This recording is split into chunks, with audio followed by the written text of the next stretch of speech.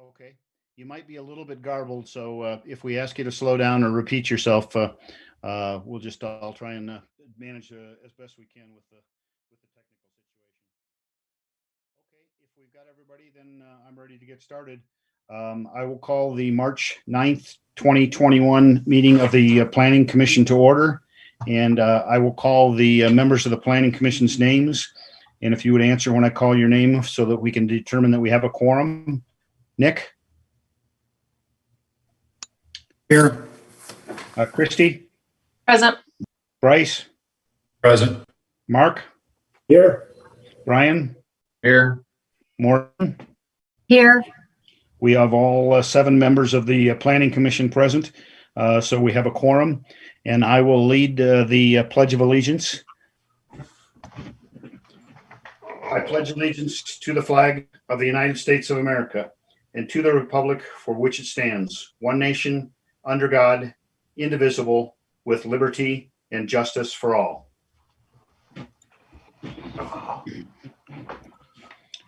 We'll begin with public comment. At this time, public comment will be taken on those items that are within the jurisdiction and control of the Planning Commission. Additional public comment periods may be allowed on individual agenda items at the discretion of the chairperson. It is requested that members of the public on those agenda items members of the public on those agenda items, when they are considered, in addition to opening public comment will also be taken on items 1 and 2 when they are discussed by the Planning Commission. I will also take public comment on approval of the agenda and approval of the minutes, and we will also have closing public comment. Public comment is limited to 3 minutes per person on matters over which the Planning Commission has jurisdiction, supervision, or control. The Planning Commission wants to encourage the respectful consideration of all views by members of the public. If the content of any voicemail is willfully disruptive of the meeting by being irrelevant, repetitious, slanderous, offensive, inflammatory, irrational, or amounts to a personal attack or interfering with the rights of others, the voice message will be skipped to the next public comment. And again, if you have public comment on items number 1 or number 2 on the agenda, please save those until those items are called up. And we will now begin public comment at 1:02. Colleen, you can either start with anything that's been called in, or you can start with members who are on the Zoom call for opening public comment. I do have one call that came into the public comment line. I'll start with that, and then I'll move on to Jim Slade and Mark to see if they want to comment. Thank you.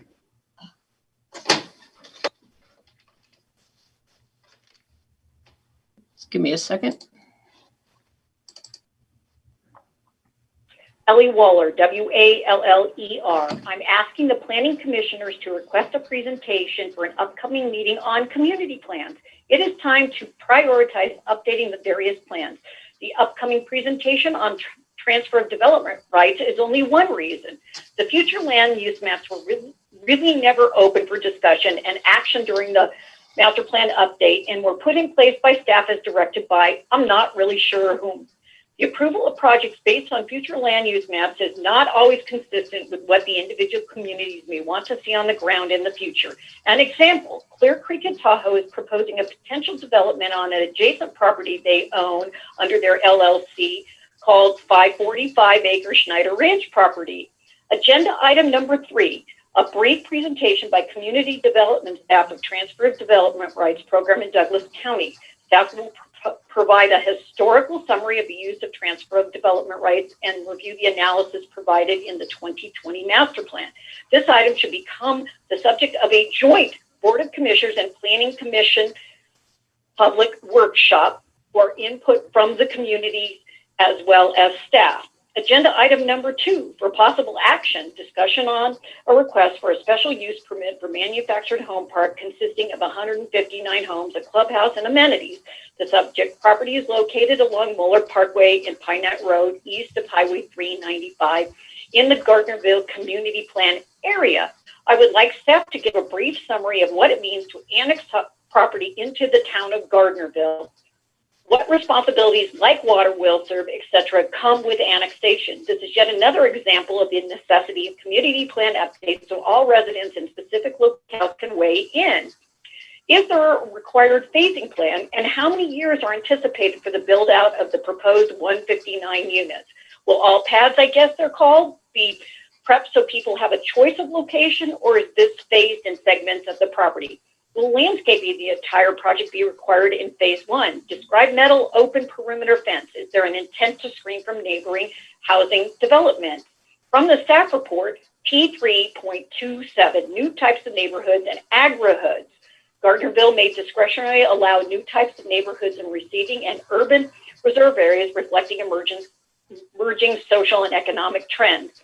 A side note, since this was used for approval, I thought we were removing the word agri-hood from documentation in Douglas County.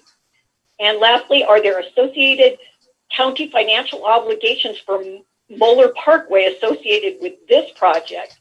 Please discuss. Thank you. Sorry, I guess part of that should have been after item 2, but That's okay. It's hard when people are calling in, so we'll give them a little latitude on that.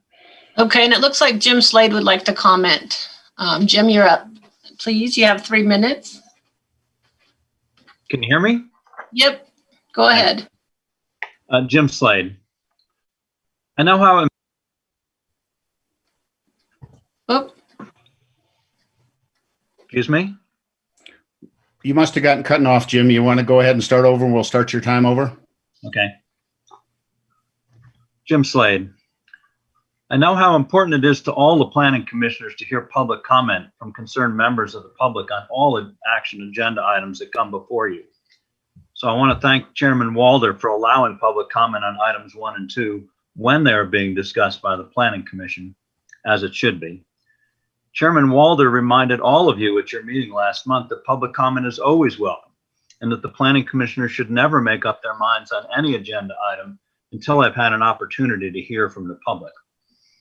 Deputy DA Ritchie reminded everyone at a recent board meeting that public comment is in fact required by the open meeting law, as I'm sure you all know.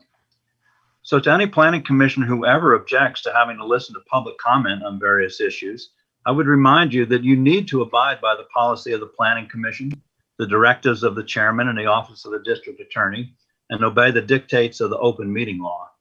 If any of you can't do that, you should resign. Thank you. Thank you.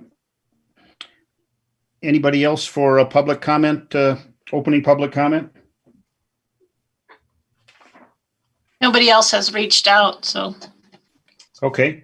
I have 1:08 p.m., so we've extended the opportunity for people to call in.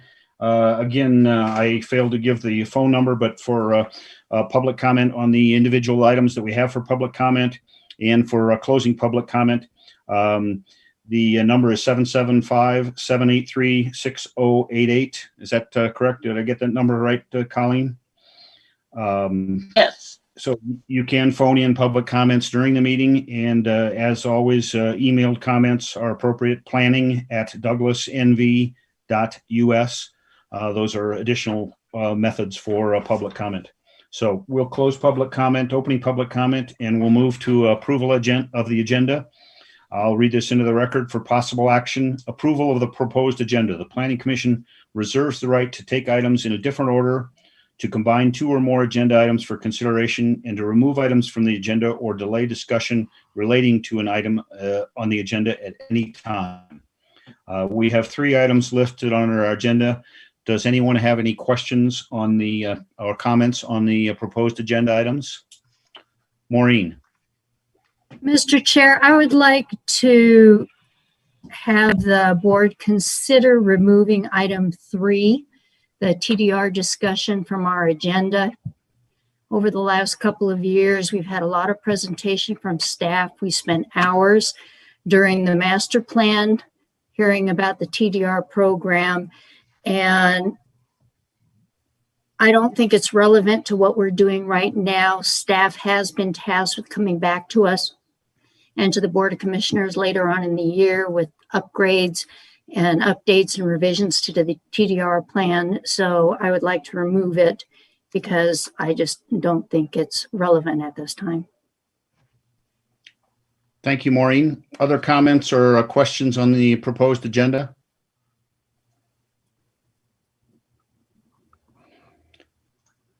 I think, Maureen, you make a very good point. We did have extended discussions on TDRs at the master plan discussions. There's a lot of material that's out there.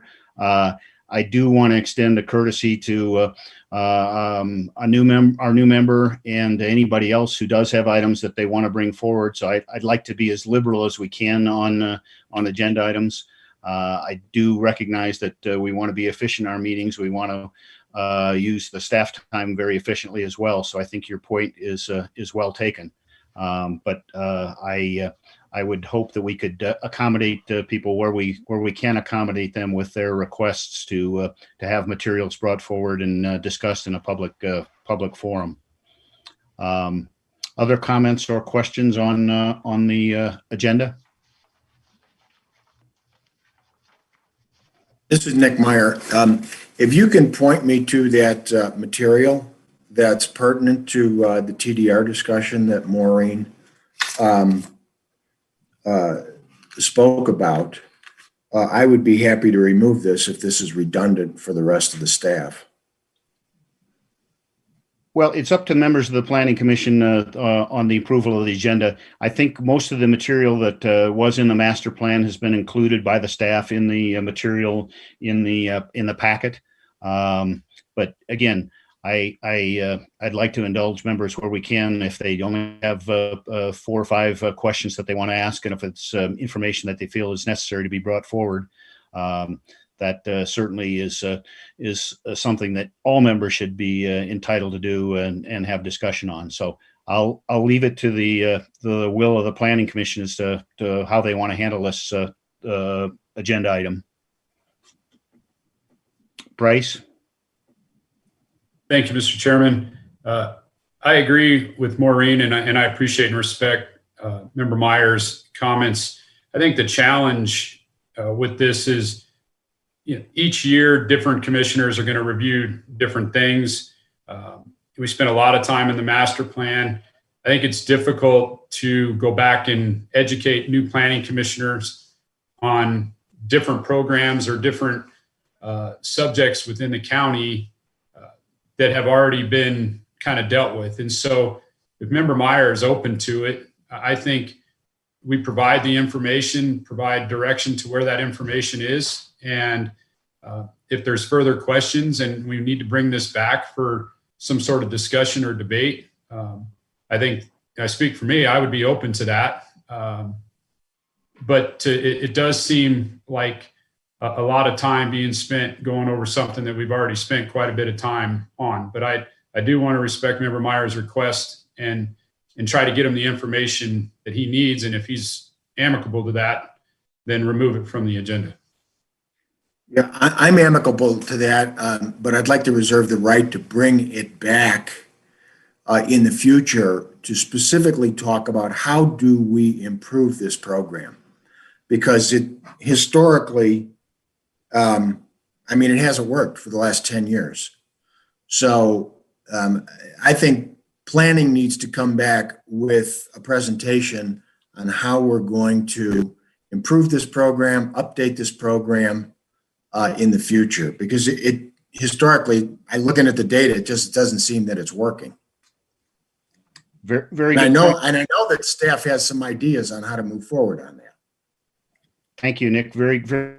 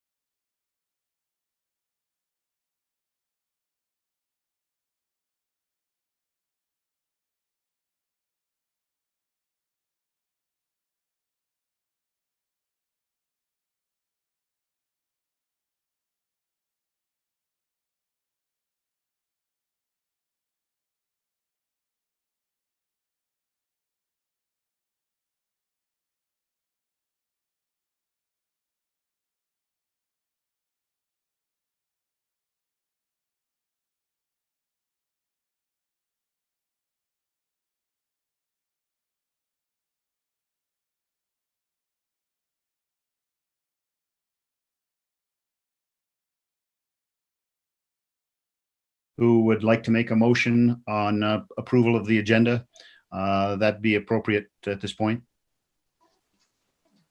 Kirk, I'll make a motion to approve the agenda, leaving off item number 3. Thank you, Nick. Nick moves approval of the agenda minus item 3. Is there a second? I'll second. Maureen seconds the motion. Is there any further discussion on the motion? Seeing no further discussion, then I'll call the roll. This is on Nick's motion to approve the agenda minus item 3. Nick? Yes. Christie? Aye. Bryce? Aye. Mark? Aye. Brian? Hey, and I'll just say that I would have liked to hear what you guys had to say, Sam and Tom. Brian votes aye. Maureen? Aye. And the chair votes aye. So unless there's 7 votes aye and no votes nay, so the agenda is approved minus item 3. We'll now move on to approval of the minutes. This is for possible action. Approval of the draft minutes of the Planning Commission on February 9th, 2021. Mr. Chair, Chair, Yeah. Bryce, I was Brian. a nay on that one, not an aye. I'm sorry. I was a nay, not an aye. 6-1. I'm sorry. I'm sorry, Brian. I misconstrued your comments and your vote. So I'll correct the approval of the agenda. 6 votes aye, 1 vote nay. Thank you, Brian. Now on approval of the minutes, I've read this into the record. This is the draft minutes of the Planning Commission, February 9th, 2021. Are there corrections to the minutes of the meeting on the February 9th? Maureen? I have one correction. Great job on the minutes. Packet page 20, the 3rd paragraph, Vice Chairwoman Casey speaks. It says, just looks like a little peak on the roof. It's P-E-A-K, not P-E-E-K. If no one else has any corrections, I'll move adoption of the minutes. Thank you for that correction, Maureen. I would like to open this up to public comment since it is for possible approval. And the reason I do this is because there may be members of the public who spot corrections that we don't spot, either in things that they may have said that are incorrectly printed in the minutes. So I do want to offer the public the opportunity to comment on the minutes as far as corrections that they see that we may have not observed. So is there anybody in the public that would like to comment on the approval of the minutes?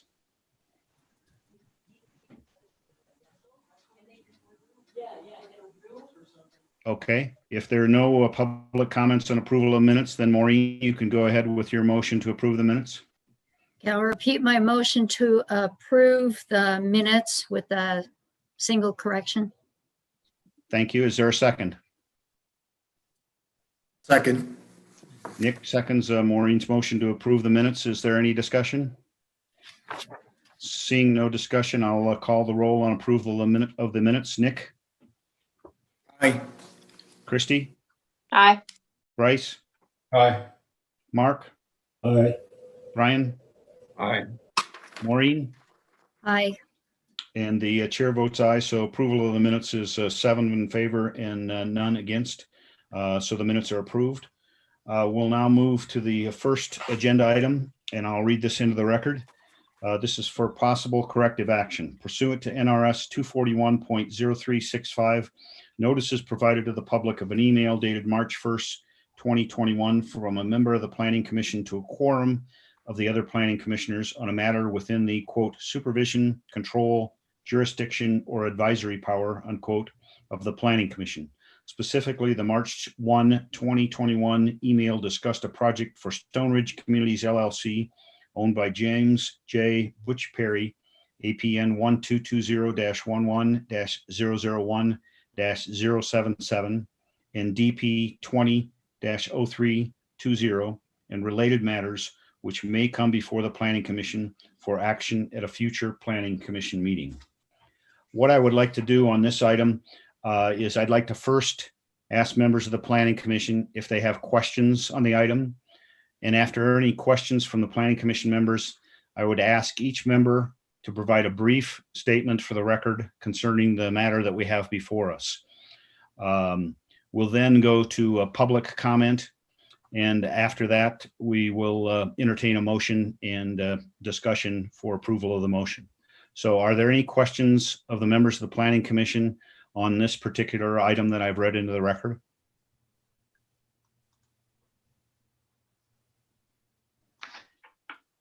Okay. This is Nick Meyer. I just want to make a statement. I mean, this was my error, and I erroneously copied all the members of the Planning Commission on a request that I had to Sam Booth and Tom Delaire for materials on this particular item. So I apologize for that error, but it was completely innocuous. Thank you very much, Nick. Any other questions that the members of the Planning Commission would have on this item now? Okay, if there's no further questions, then I'll go first on making a brief statement, and then I'll move on and call on the other Planning Commission members. I read the email on Monday morning, March 1st. As with every agenda item that comes before the Planning Commission, I keep an open mind and do not make a final decision on any issue until a complete presentation has been made. I have listened to all the views of everyone on the Planning Commission and to public comment. Notwithstanding this email, I believe I can make an independent judgment on any matter that comes before the Planning Commission. So I'd be happy to open now to other members of the Planning Commission to make statements, and then we'll go to public comment and passage of the recommended motion. Christy? Yeah, Christy Kendall for the record. I saw the email come across, and when I started to read the content, I actually moved the email to another folder because I had a feeling that it probably was something that of this nature. So I think it was Sam Taylor clarified it. So I actually did not digest the contents of the email. So I do feel I can make an independent decision. Thank you, Christy. Other members of the Planning Commission that would care to make statements or comment at this point? Bryce? Thank you, Mr. Chairman. When I saw the email come across and noticed that other commissioners were copied, I actually deleted the email, so I have not read the contents of it and don't believe it'll impact my judgment today. Thank you very much, Bryce. Mark? Yes, so I did read the email. I have not discussed the email with any member of the public or any other of the Planning Commission members. And I too am open, and I do believe that I can make an independent decision on this matter should it come before us. Thank you, Mark. Brian? Well, I too did read the email when it came through, seeing all the commissioners. I also did delete it, but I read it again in the packet today. So I can make an independent judgment. I did take this as more of a misunderstanding of code rather than comments relating to the development. I did not talk about this with any commissioners or any other public members. Thank you, Brian. Maureen? Okay, I'm last. I saw it, I read it, I didn't react, I didn't respond. I feel comfortable with continuing on. Thank you very much, Maureen. Nick, you made a very good statement before. If you wanted to add anything, that's fine. If not, I will move to public comment and we'll finish up with a motion. I just want to follow up on my previous comments that I have not discussed this issue with any other board members or any members of the public.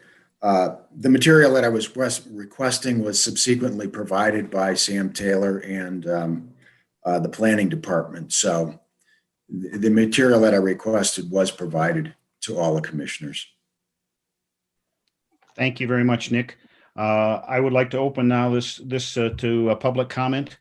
Colleen, if you've gotten any comments or people are raising their hand, we'll entertain public comment and then we'll move to the motion that's on the agenda action sheet. I haven't received any comments regarding item 1. I'll reach out to Jim Slade and see if he wanted to comment. Jim, did you want to comment? Yes, please. By the way, I don't see the capability on my computer screen to raise my hand like I see on many Zoom meetings. So I'll just point that out. Jim Slade, I believe that I'm more familiar than most with the open meeting law, but it's unclear to me exactly how this email by Member Meyer violated the OML. Before I became aware of the public's opportunity to comment on this item, which again I appreciate, I wrote the following to Deputy DA Taylor. Quote, I trust that you will clearly enunciate how Nick Meyer's email to staff violated the OML, including the specific sections of NRS 241 that it may have violated.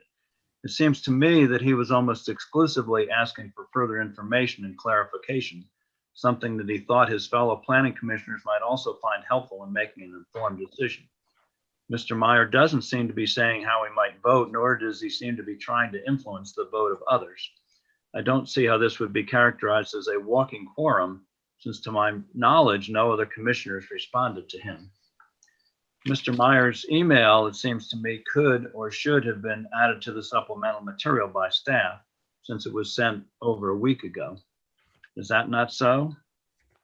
To be clear, I continued to Mr. Taylor, I'm not saying that it wasn't a violation. I just hope that you will explain it fully. The agenda packet does not seem to make that clear. And then I might just add, if publishing this email corrects any possible OML violation, aren't most communications to staff from developers regarding specific projects placed in supplemental material? And why couldn't this one have been placed there as well? Thank you. Thank you, Jim. Anything else that's popped up, Colleen? No. Okay, then I'll close public comment, and I will note for the record in response to a public comment that the email in question is included in packet page 93 of members' packets. It continues on to packet page 94. And I think it's a fairly complete explanation of what Nick was asking. And we do take this action out of an abundance of caution. We always want to be as transparent as we possibly can. The open meeting law is complex. It can be confusing, but I think we all try and exercise good judgment and try and make public disclosures whenever and wherever we can, and keep our discussions to the open meeting. So that would be my general comments. And if staff or members of the Planning Commission wanted to comment or ask questions further, we will entertain that now. If not, we will go to the motion that is on packet page 92. If there's a member of the Planning Commission that wants to make the motion or ask any further questions on this issue.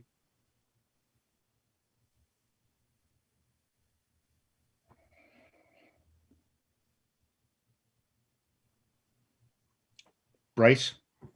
Thank you, Mr. Chairman. I move to accept the publishing of the email from Planning Commissioner Nick Meyer to the other members of the Planning Commission attached to this agenda item as corrective action of an open meeting law violation in compliance with NRS 241.0365. Is there a second to Bryce's motion? Second. Maureen seconds the motion. Is there a discussion on the motion? Seeing no discussion, I'll call the roll. Those in favor will vote aye. Nick? Aye. Christy? Aye. Bryce? Aye. Mark? Aye. Brian? Aye. Maureen? Aye. And the chair votes aye. So on this item, there's 7 ayes and no nays, and the motion carries. We'll move to agenda item 2, and I will read this into the record. This is for possible action, discussion on a request for a special use permit for a manufactured home park consisting of 159 homes, a clubhouse, and amenities. The subject property is located along Muller Parkway and Pine Nut Road, east of Highway 395 North in the Gardnerville Community Plan area. The applicant is Chuck Hathout, representative for Stone Ridge Communities, LLC.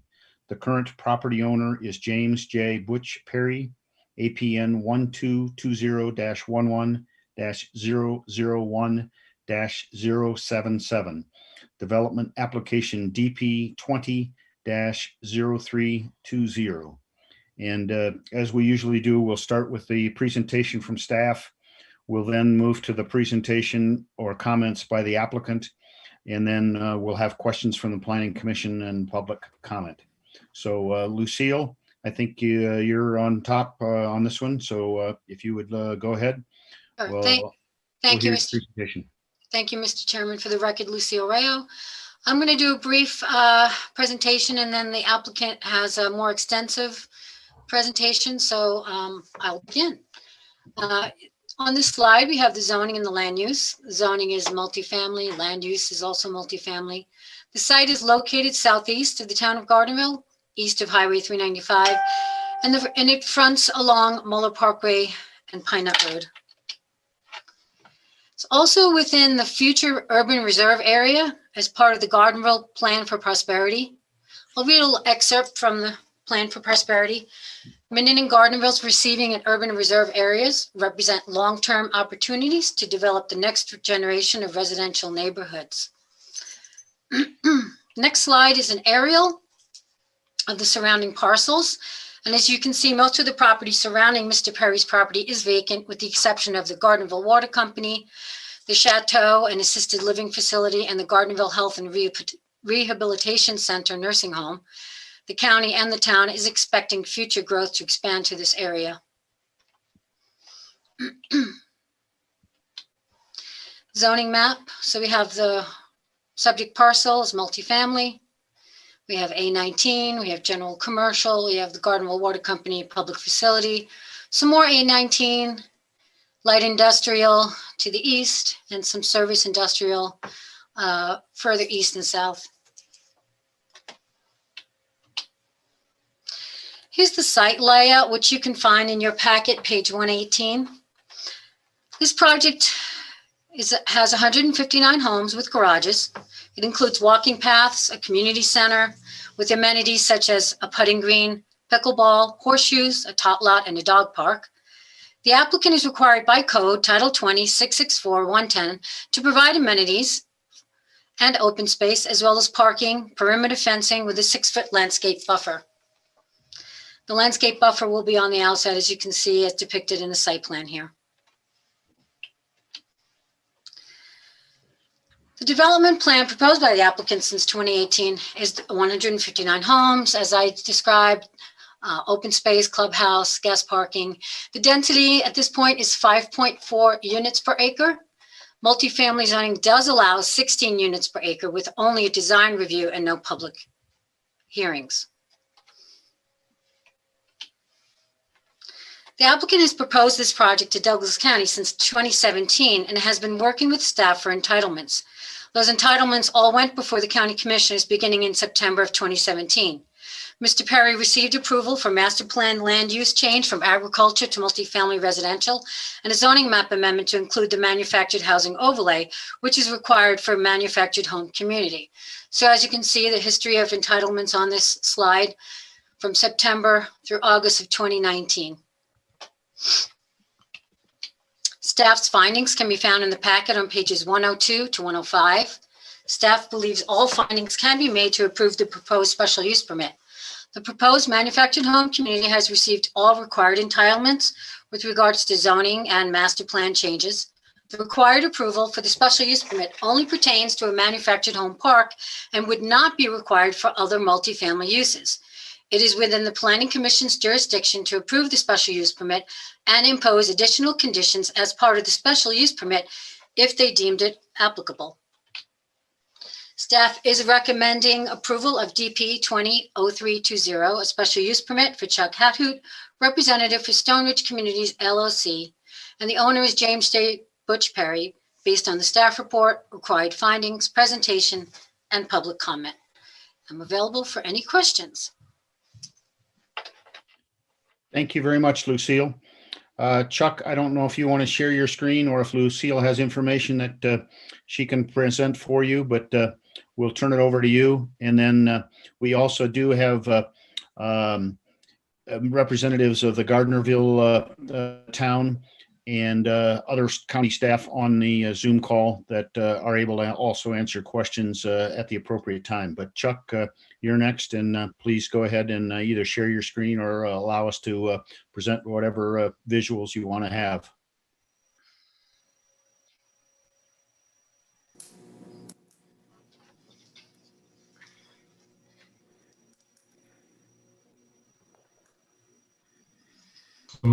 Can you hear me? Yes, we can. Very good. Sorry, If this you- is my first time doing this with the sharing of the screen thing, so I'm trying to get it to. I think that looks good. Sometimes you can eliminate that left side panel and the top, but you've got good information there. So please go ahead however you'd like to do this. Well, so the first, some of the information is going to be redundant from what Ms. Rao just presented. So if it is, I apologize. But just the first screen basically is the overview of the project and 159 homes, lifestyle community 55 plus. The next screen, did that come up? Yes, that looks fine. Okay, there we go. So this again is what we just went over, is the master plan amendment approval, the zone map amendment, manufactured housing overlay, which was approved by the PC as well, as you know, parcel split, and then so now we're here for the special use permit application. One thing that keeps coming up, and I'm trying to explain this, some people don't understand the 99-year land lease. It's really a simple concept. It's a way to defer the price of the land over a period of time rather than the buyer paying it for it up front. An example would be maybe leasing your car, so you're not coming up with all the down payments and other things of that nature. This was done, as it says here in the slide, to lower the price of the homes and keep the homes prices less than it would be if we did fee land. The tax assessor's office and legal counsel has looked at this. In the next slide, a couple slides down, you'll see the letter from them. There'll be provisions in at the expiration of the lease, which there has to be for FHA. If there was no 99-year lease, there's no FHA and VA financing. Rates, for example, on a with no 99-year lease are 6 to 12%, because a manufactured home at that point is considered personal property rather than real property, and there's no other funding vehicles for that I'm aware of. If we had done it the other way, as I just mentioned, with a fee land model, with the buyer owning the lots, the home prices would be $400,000 plus, which defeats the purpose of the project. The process is that the homes are converted to real property in escrow. The buyer owns the improvements. Stone Ridge retains the land based on that land lease fee. The homeowner pays their own taxes on the improvements. Stone Ridge pays the property taxes on the land. The land lease fee may be deductible for certain homeowners, depending on their tax situation. Obviously, everybody's going to be different. Again, this was done this way for better homeowner financing, stability, and to keep prices low. And then back to the other model, in a typical manufactured housing community, they can raise rents every 2 to 3 years.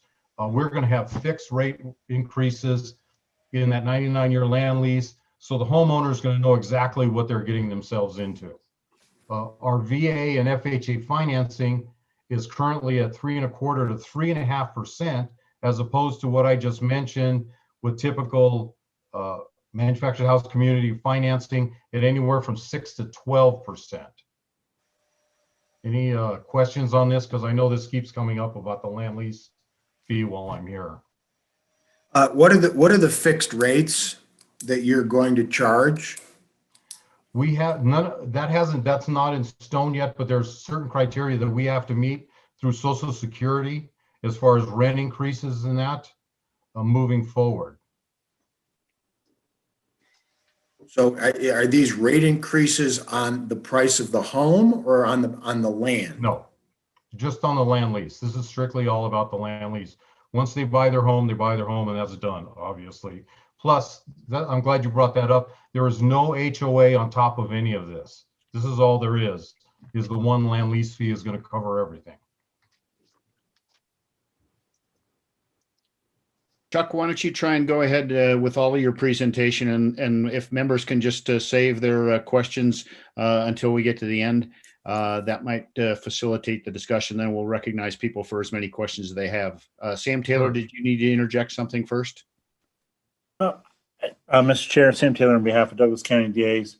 One issue that came up that I would like to, because Chuck asked for comment on this particular item at this time, it would be nice, Chuck, if you could maybe inform the public and members of the commission what the status is of the property at the end of the lease term. Well, at the end of the 99-year lease, there has to be provisions. At this point, we have not. We're seeking legal counsel on that now. But at year 45 of that 99-year land lease, there has to be provisions moving forward beyond the 99-year land lease. Otherwise, FHA will not finance those homes. So we have to put a provision in there moving forward. Having said that, at the end of 99 years, there could possibly be a homeowner buyout scenario. There could be extending the 99-year lease for another 99 years. There's several ways to go. In 99 years, I'm not going to be here, so I want to do whatever's the best for the homeowners at that time and let them have at it.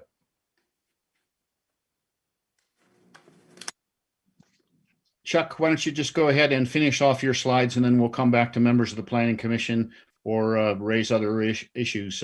Sure.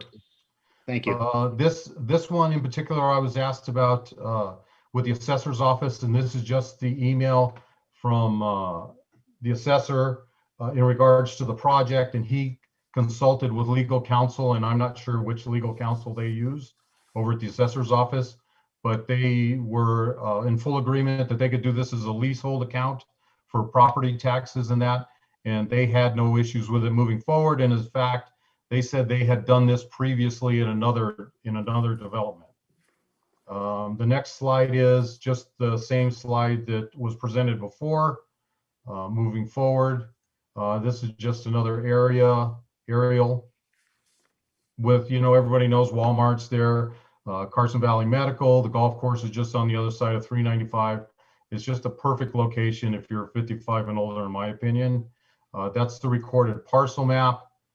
Here are some renderings that were done. This is not necessarily what we're doing, but this is something similar. This is actually one of the homes. They all have porches on them, and there's two different front elevations. This bay window front, or the next one, which is the flat front. And then next up, we have the just some elevations of the community center. It's about 3,000 square feet. It's going to have a patio as well, barbecue area and things of that nature. This is pretty basic, I guess. And then here's the floor plan for that community center. We have the on-site management office. We have an event kitchen. We have a fitness room and an open area for whatever the residents would like to participate in. And then our floor plans here. I know it's going to go quick here, but so we have an emerald collection which has the bay window front. There's 3 of those, progressively getting larger, and then we have the Tahoe plan, which has the flat front. There's 3 more of those, and then let's see. So the option for our parcel is a special use permit is approved. There's reasonably priced new homes for 55 and older, lots of amenities, things to do, locations we just talked about, and our density is just under 5.5 per acre. So here's the elephant in the room. The dreaded option 2 is the dreaded apartment developers take over with the MFR zoning, allowing 16 per acre or 464 apartments, or that same apartment developer takes over except present a low income project, which is 19 per acre or 551 apartments. And just to close, I would just like to say that we have stuck to the plan ever since day one from what we presented to the town of Gardnerville moving forward. We haven't deviated. Both Mr. Perry and I have both been approached by apartment developers, and we said, no, thank you. I gave my word to the town planning commission and members on the county commission that this is what we were going to do if we got the MFR zoning, and here we are. And that was my last slide. Thank you very much, Chuck. We appreciate the presentation. I want to remind members we'll have questions first from members of the Planning Commission of either the staff or of Chuck. Eric Nielsen is on the call. There was materials in the supplemental materials for the Planning Commission from the town of Gardnerville. And I also want to note there were additional supplemental comments that were provided yesterday. So those were in a packet that was sent to everybody and is on the website. And I want to make sure that those are given the importance that they deserve.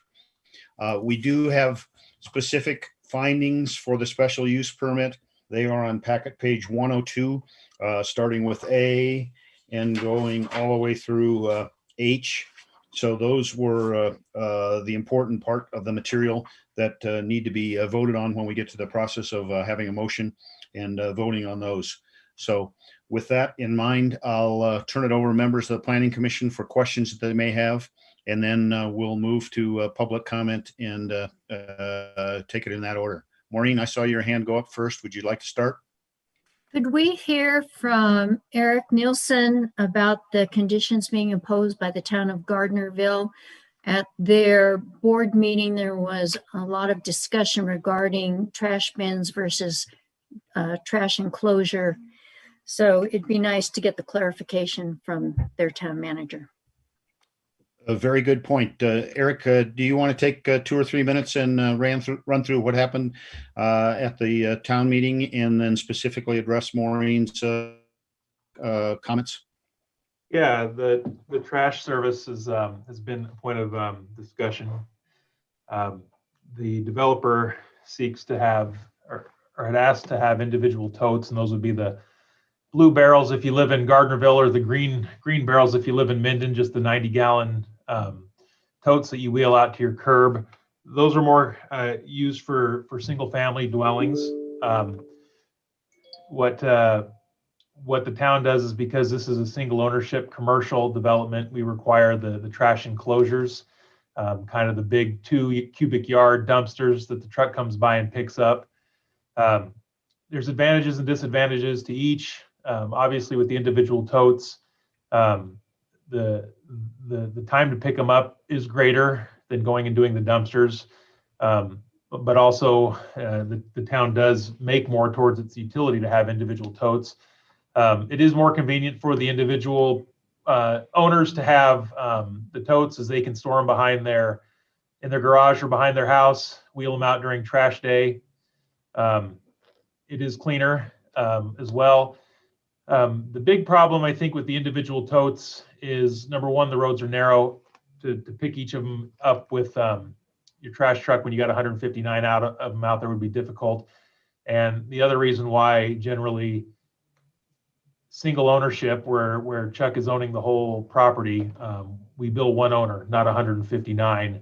And if for some reason individual owners don't pay, we generally place a lien on their property. But if they don't own the property, it's a lease property, there's nothing to lien against. There's no way for the town to recuperate past due charges. So it's in county code. That's the requirement. The board recommended to uphold the county code. I don't know that the other items were major. Other items were covered were the improvements to Moeller Lane and Pine Nut Road, which are covered in the development agreement. The town wanted a little bit wider road. The 20-foot paved section is smaller than anything we have within the town. The town said 21 feet of pavement plus a 2-foot curb and gutter, which also that lines up with what the county was requiring.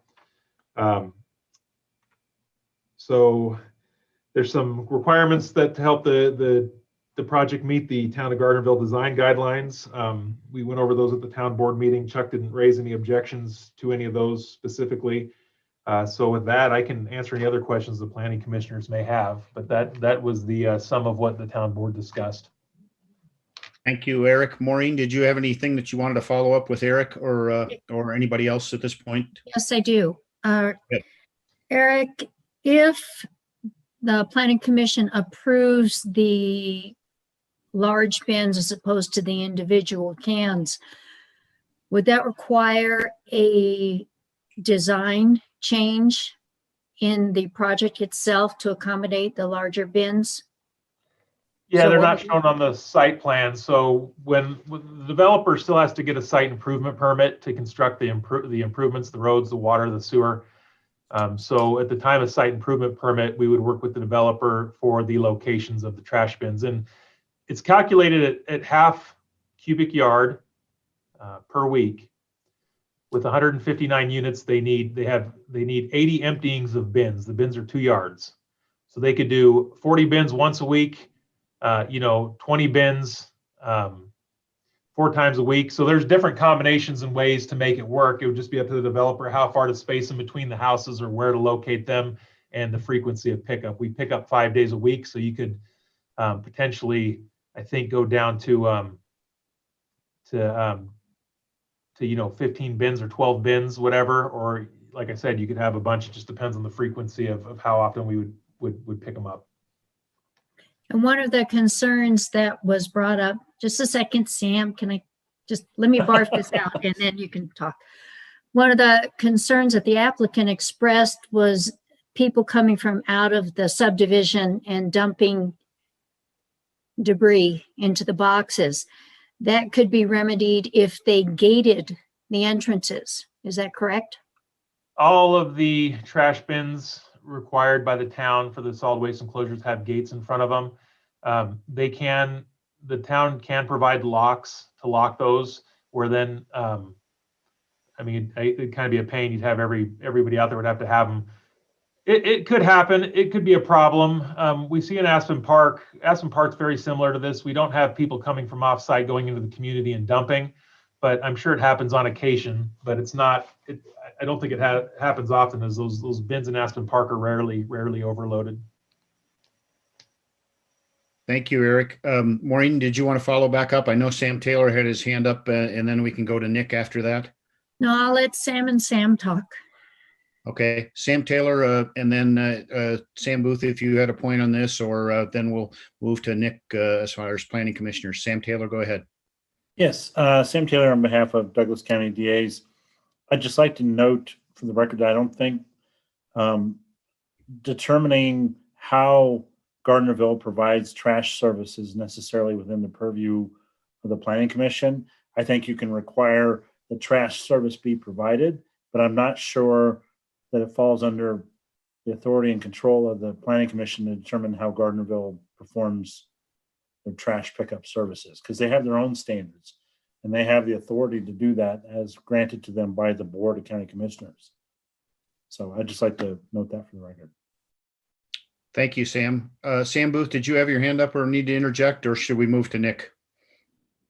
I did not, Mr. Chairman. Okay, thank you. Nick, you're up next with questions that you might have of any of the staff members or the applicant. A couple of questions for Eric for the town of Gardnerville. In your material, you noted that the cost of the home in 2019 would be approximately $200,000. But you also noted that that was not the price now. Can we get an idea about what the price of the house is going to be, the manufactured house?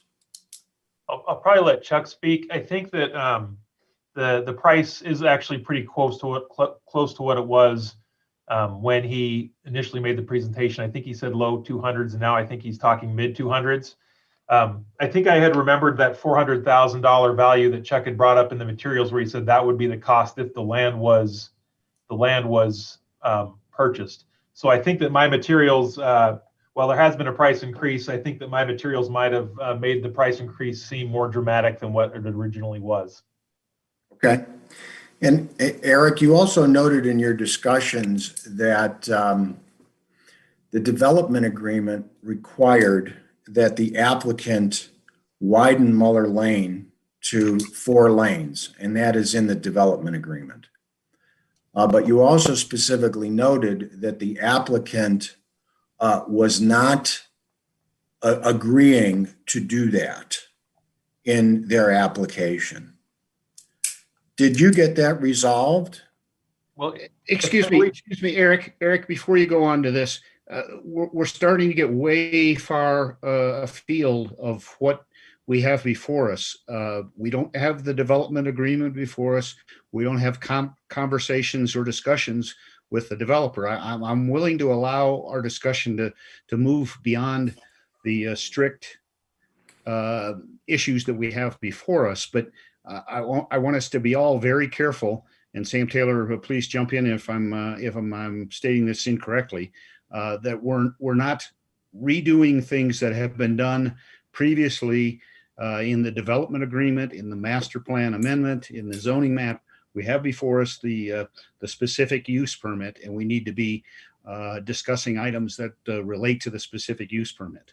So I'll allow you to go into other issues that seem important to you, but I think we need to be mindful of that. And this may be a question that's better directed to Mr. Hathout rather than Eric. But I'll let you go ahead and rephrase that question, and then we'll see where it goes. Well, the development agreement was included in the packet.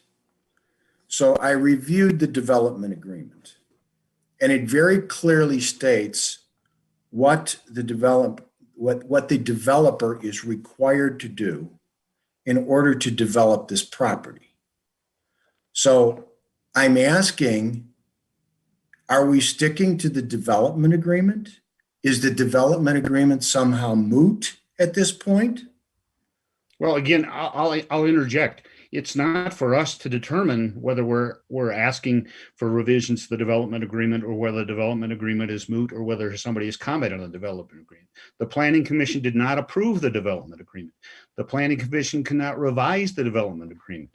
So I appreciate your question and your concern. And again, I'll yield to Sam Taylor, but I don't want our discussion to get so far afield and so muddled on extraneous issues that we lose sight of what our purpose is, which is the special use permit. So Sam Taylor, please provide appropriate counsel for us at this point. Yeah, if I may, Sam Taylor on behalf of Douglas County DA's office. I think Nick's question is actually pertinent to this particular application, because as a condition of moving forward and getting a certificate of occupancy, they will have to complete the improvements called for in the development agreement, which includes, and we've spoken of this with Mr. Hathout, staff has, which includes widening Muller Lane to 4 lanes all the way up to the Virginia Ditch. So he is aware of this requirement and that it needs to happen, and that it's a requirement for his, development. So I think that maybe is what Nick was asking. I'm not sure. That's exactly what I was asking. It specifically says in the development agreement, in order for an occupancy permit for this project, that the developer must do certain things. And one of those is improvements on Muller Lane and widening it to 4 lanes. And I specifically noted in the presentation that was presented by the town of Gardnerville that the applicant said that they were not signing up to that. Sam Booth, did you want to have an interjection? Then we'll turn it back to Chuck or to Eric to elaborate on what Nick was asking about. Yes, thank you, Mr. Chairman. This is Sam Booth. For the record, I just want to call the Planning Commission attention to packet page 105. There's engineering condition B1i, which requires, in accordance with section 4.9 of the development agreement, that prior to a site improvement or building permit being issued, that the 4 lanes and the widening of Muller Parkway, in accordance with the development agreement, must be completed. And there's a discussion there on that, but the end of that condition goes on to state that it must be completed prior to a certificate of occupancy for any structure built on the property. So staff has conditioned the project that it must be built in accordance with the development agreement. I believe Mr. Hathout is aware of the condition and is agreeable to it. Additionally, our engineering staff that wrote that condition is available for any questions. Thank you, Sam. Chuck, maybe it's appropriate for you to go next, and then Eric, if you need to fill in anything, we'll let you speak. But Chuck, go ahead and provide your answer to Nick's question. Well, it sounds worse than it was. The reason I said no, we were not doing that, because I was aware of the developer agreement, and the developer agreement was with Perry Ranch, not Stone Ridge Villas. So we were told that we had a meeting with legal counsel. Sam Taylor was there and everybody else. And Mr. Perry acknowledged that it was on him and not us to widen Muller Parkway. That agreement had been in place for years. Moving forward, we're aware of the certificate of occupancy. So they're holding both of our feet to the fire.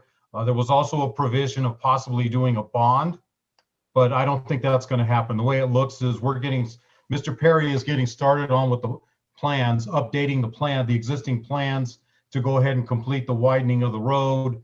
And then the county has some issues that they have to deal with moving forward, but I don't think we need to get down that rabbit hole right now. I'll leave that alone moving forward.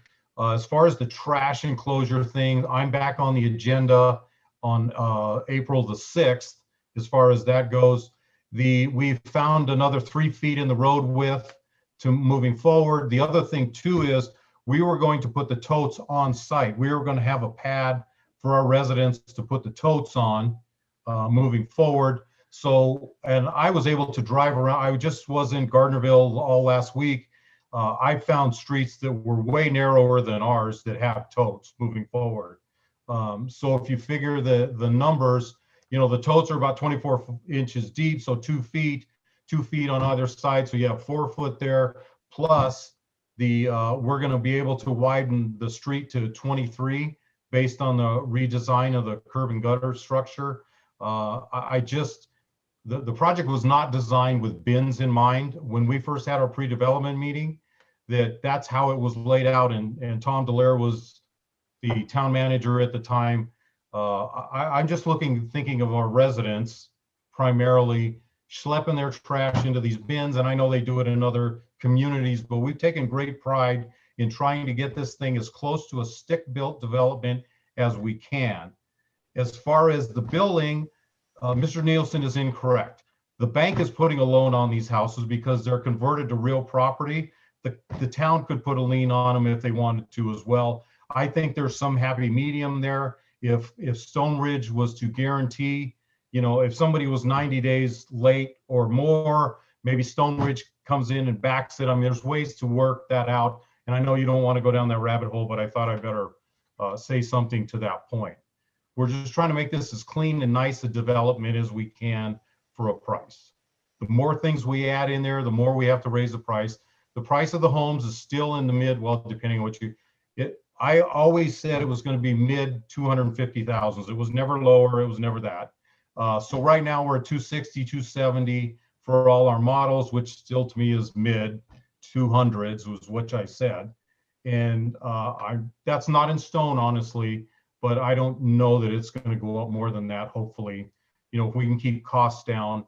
And that's another reason why you have me here rather than one of the big guys in town and spending all this money, because then I just have to tack it onto the price of the house. It's as simple as that. Thank you, Chuck. Thank you, Chuck. Eric, were there other comments that you wanted to make, or should we turn it back to Nick for other questions that you might have? No, I don't think I have anything else to add. Okay. Nick, go ahead. And I apologize. I didn't mean to cut you off before. I think this is just it's a tricky issue with what's the town's jurisdiction, what the planning commission jurisdiction is, and what the Board of County Commissioners meeting. But I apologize. I didn't mean to. Yeah, I mean, cut you off. I'm just trying to get my arms around this development agreement, which was originally signed in 2010. And it specifically required the landowner to do specific things.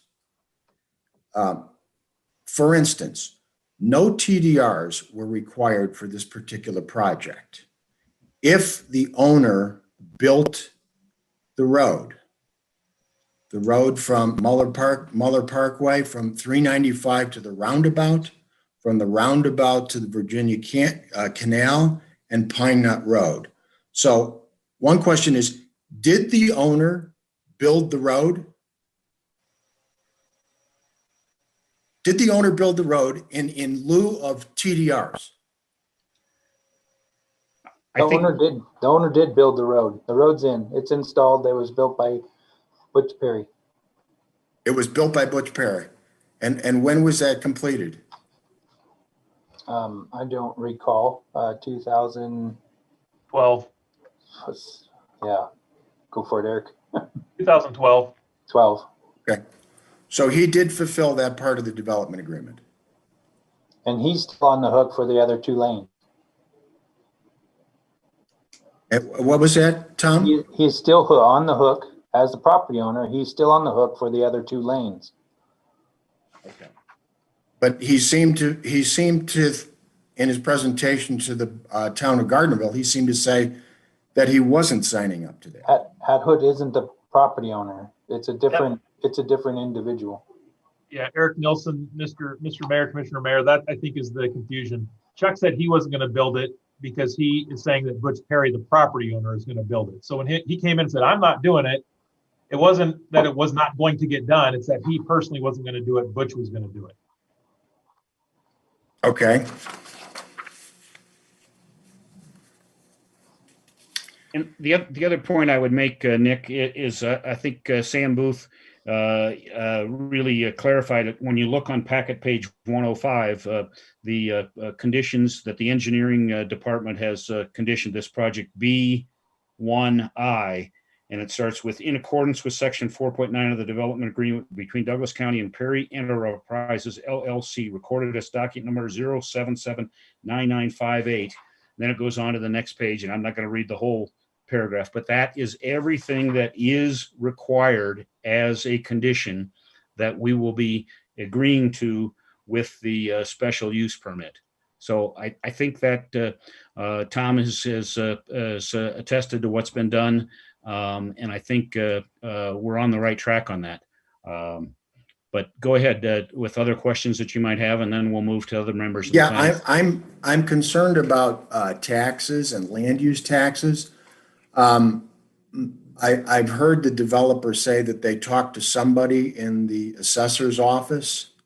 Is there any kind of financial analysis that we've seen that says what taxes are going to be assessed on this particular property versus another type of development that might happen under MFR?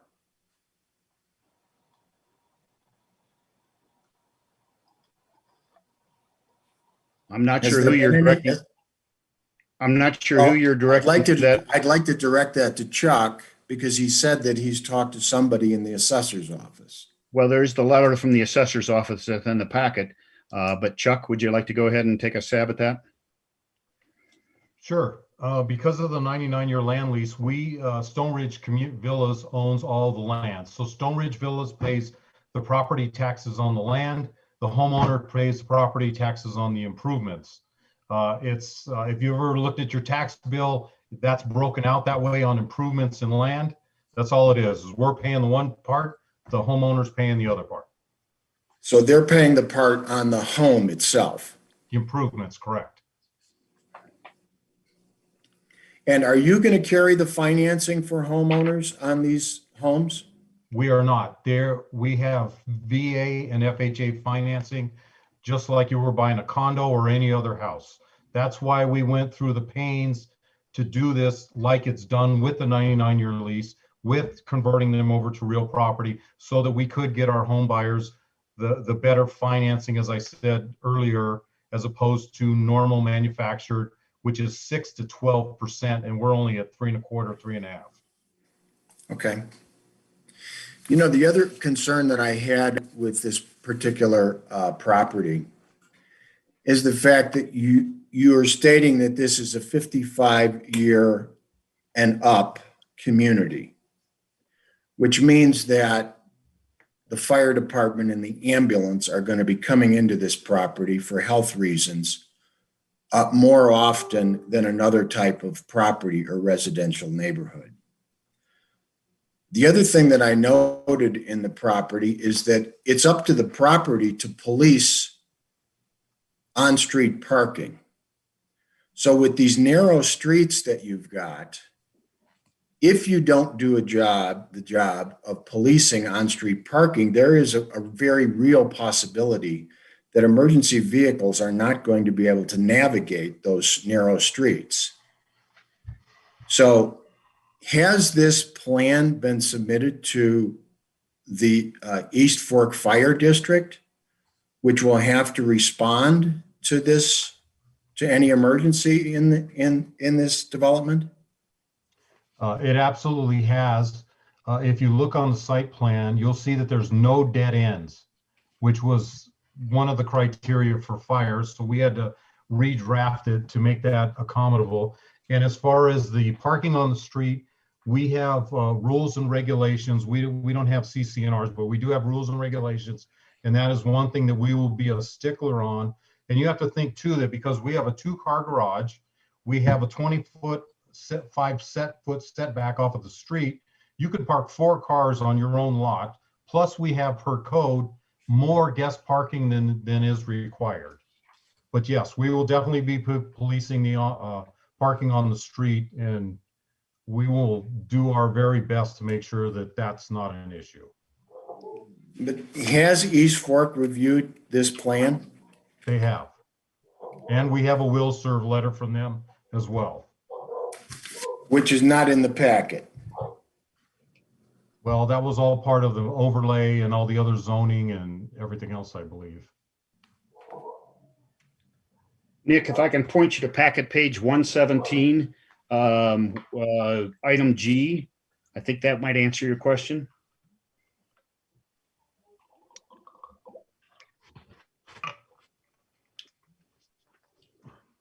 Do you want to ask other questions now, Nick, or should we come back to you and we'll No, move? you can come back to me if I have any more. Thank you, Kirk. Thank you. Sam Booth, did you have something you wanted to interject? Yeah, just very quickly, Mr. Chairman, this is Sam Booth. Just want to follow up with, beyond what Chuck has said about, self-policing, parking in the streets, which I'm sure he would do. This is a private development, and these will be private streets, so they won't be maintained by the town of Gardnerville or the county.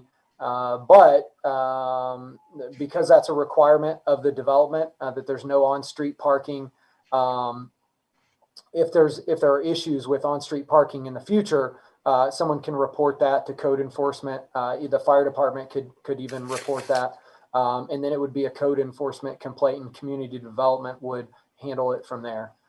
So just there is enforcement ability from the county to ensure that there's no on-street parking there. And then I would also just reiterate that, yes, East Fork Fire has been involved in the process and reviewing the plans since, as Chuck said, several years ago as this project has progressed, but also through the pre-application and project meetings that we hold. And they are aware of it, and I know that they've been involved with the design, as Chuck has said. Thank you, Sam. Other members of the Planning Commission with questions for staff or the applicant? Brian. So back on the, subject of the 55 plus, I mean, what is the need for 55 plus homes here? I mean, I think we already got enough of those, as is.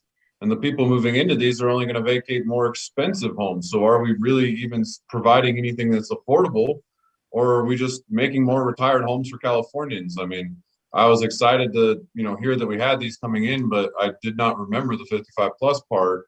And now it's, kind of, I don't know, maybe MFR might be better because people might actually be able to live in these things other than retired Californians that come here. I just worry that 250 will be 300 by the time we get here, or maybe there's a crash that's cheaper, but 600 land lease is still included in the qualifications of the FHA. It doesn't make things really much more affordable.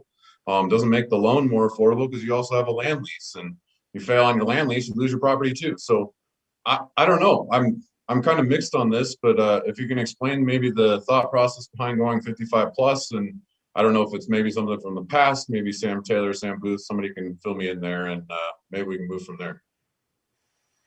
Thank you, Brian. Chuck or Sam Booth, either of you want to make some comments on Brian's point?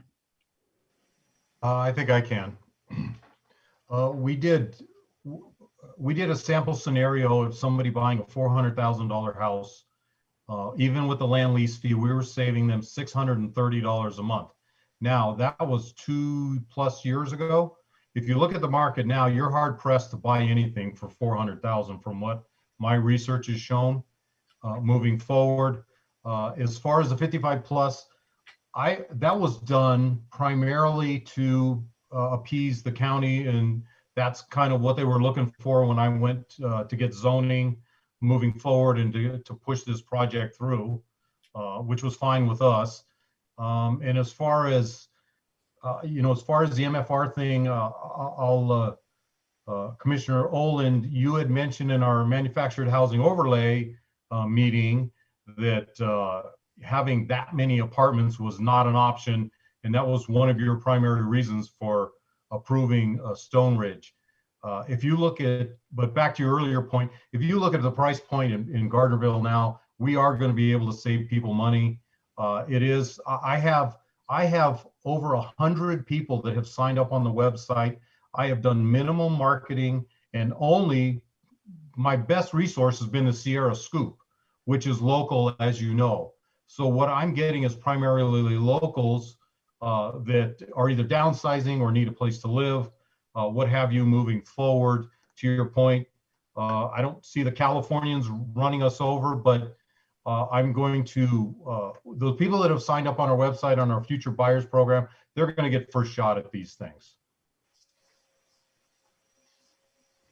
Well, so, what I'm hearing is that 55 was discussed, but I don't know that it's set in stone. I mean, if people can qualify, why restrict it to the 55 plus community? I don't think we need more of those. What we need is workers for the county. We need workers for places like myself, Mr. Klutz.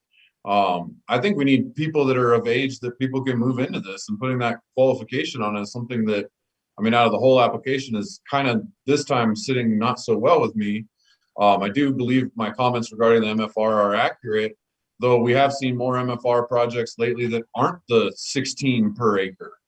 We've seen some that are anywhere from 5 to 7 per acre. So, I think, the threat that we're going to have on whatever number of homes, I think we can all just throw that out of the window, because no one really here is building 16 per acre anymore. I think we need to be considerable of the people we need in the county. In 55 plus, I don't know that we need more.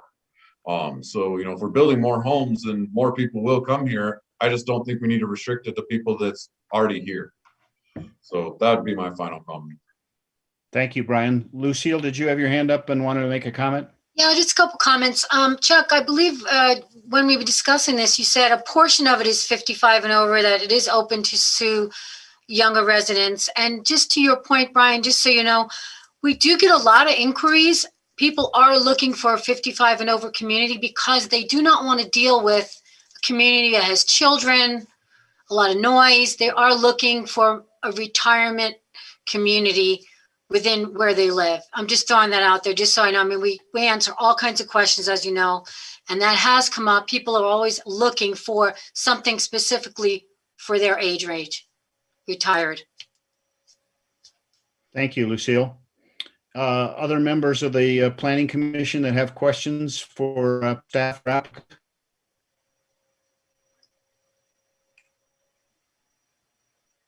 I just had one or two things I could toss out, but Bryce, yeah, go ahead, Bryce.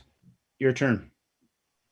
Thank you, Mr. Chairman. I just would like Mr. Hadid to respond to Ms. Rayo. Is that accurate? Is it entirely 55 or older? I'm just looking for clarification.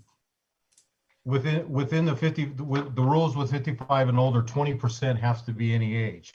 Now that means any age living within the home with the 55 and older resident. So if you're 55, the wife is 45, we're not kicking the wife out. She can live there. Thank you. In my world, it'd probably be the opposite. I'd probably be the one getting kicked out, but. Thank you, Bryce. Anything else that you wanted to ask? I just want to comment again, Bryce Klutz, for the record, that just coming back to the issue at hand and the special use permit on a project that already has the zoning, the overlays. I guess what I'm looking for is anything that would prohibit us in our ability to approve the special use permit other than just not liking it. And I've made this comment many times on the record. My job as a planning commissioner is to look at the facts and identify, is the zoning there? Has it been through the proper approvals? And it's not my job to sit here today and discuss whether I agree with the development agreement, whether I agree with the zoning at that time. Those horses have left the barn. So today I have to look at, do the findings support a special use permit? And that's how I'll be voting. Thank you, Bryce. Mark, Maureen, Christy, any questions or comments that you wanted to make at this point? Mark? I'll just echo what Bryce said. Most of this stuff has already been decided. All we're looking at is a special use permit right now. And so I don't have any other questions. Thank you, Mark. Sam Booth, go ahead. Yes, thank you, Mr. Chairman. This is Sam Booth. To Bryce's point, I think it's great to bring the conversation just back to the special use permit. And just we've been focusing on some of the aspects and the details of Chuck's design and how it's going to be implemented. And I think that's good conversation. But this is a special use permit within multifamily residential zoning. And so when we look at in Title 20, the development code, and Lucille had a good portion of this in her staff report, it's the manufactured home park aspect that requires a special use permit. And so when you look at the allowed use table for multifamily residential, a single family dwelling is permitted by right in multifamily, actually. So if Chuck was just proposing to build a single family home, he could come in and just pull a building permit and do that. No public hearing required. A multifamily dwelling, an apartment building, I think kind of like, as Chuck said, requires a staff level design review. Again, there's not a public hearing, but staff is reviewing the standards of the code to ensure that he is complying with the standards that we have. Where the special use permit comes in is for the definition of a manufactured home park. And the conditions to be able to have a manufactured home park, there's several. And so the first is that you have to have multifamily residential zoning. And the second is that you have to have a manufactured home overlay zoning district, which has some standards within it for the design and the layout of the site. So Mr. Hatt, who did receive approval for the manufactured home overlay. And so the final step that the code lays out is that you also have to receive approval of a special use permit.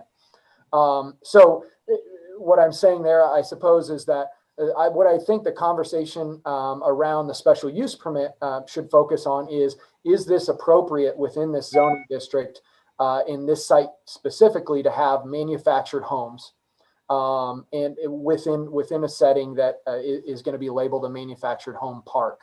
And so, I think one thing to discuss is that the design, construction, and even the look and feel of these homes, manufactured homes, has changed greatly and drastically over time. And now you can order a manufactured home in different modules. You can get 2-story manufactured homes, and these aren't quite this, single wide, more of a mobile home look, from the 80s or early 90s or prior to that. What Chuck has shown some designs of the homes and those type of things, but the other thing I'd like to clarify is these will be set on a permanent foundation on the property. There were some questions about the taxes, and you saw in your packet, there's a letter from the county assessor, Trent Tholen, that he is saying that these are set on a permanent foundation on the property. The individual property or improvement owner will pay the tax on those improvements. And Mr. Hatt, who would pay the tax on the land. When we look at the findings in the packet, I think some of the notable findings that might speak to, the appropriateness of manufactured homes in a manufactured home park There's a finding about, the site design. Does it minimize adverse effects and visual impacts and noise on adjacent properties? Let me see here.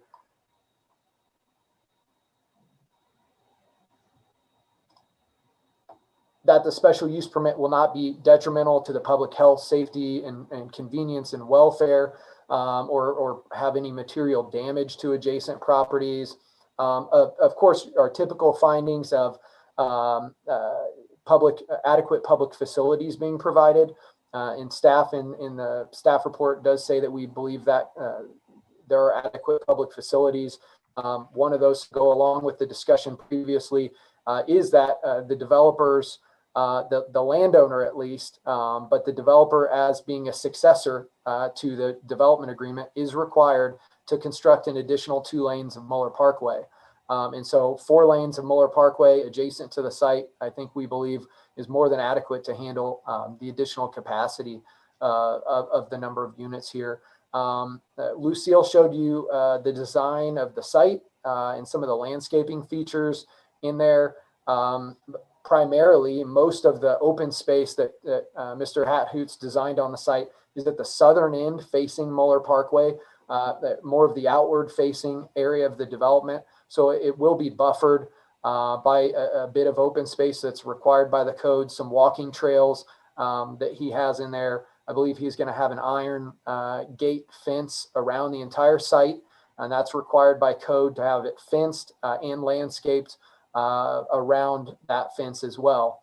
To buffer some of the impacts of noise and light and those type of things as well. So if you have any questions about the design, be happy to answer those. I'm sure Lucille could answer as well. But just want to focus you guys on the discussion. I think here is a manufactured home park an acceptable use of the property, which has already been zoned multifamily and has a multifamily housing overlay. Thank you very much, Sam, for that explanation. Other members of the Planning Commission that have questions of the applicant or staff? Christy, Maureen, anything else from anybody else's end? Maureen? Oh, thank you. Are we going to hear from the public on this? Yes, after we finish with all the questions from the Planning Commission, we'll go to the public comment and then we'll bring it back for motion and discussion. I'll wait then. Okay. I had one quick question, Lucille or Colleen. I know we did public noticing on this, and I believe on packet page 112 has the noticing radius. So we do send out mailers, and of course there's the public signage. Do we receive any public comments other than the one that was in the packet, either for or against this item? No, no other public comment. I did not receive, which I was surprised, at phone calls or emails. Anything that we received, Colleen has already put up for you to review. It's on the web, or it was in your packet, which there wasn't any in the original packet. Okay, so no real response from public notice on this. No. Okay, thank you. Nick, we'll go back to you then if you have other questions or comments. I have just one other question. In reading the development agreement, it had a 10-year term, which means that it expired on February 11th, 2020. So this is probably for Sam Taylor.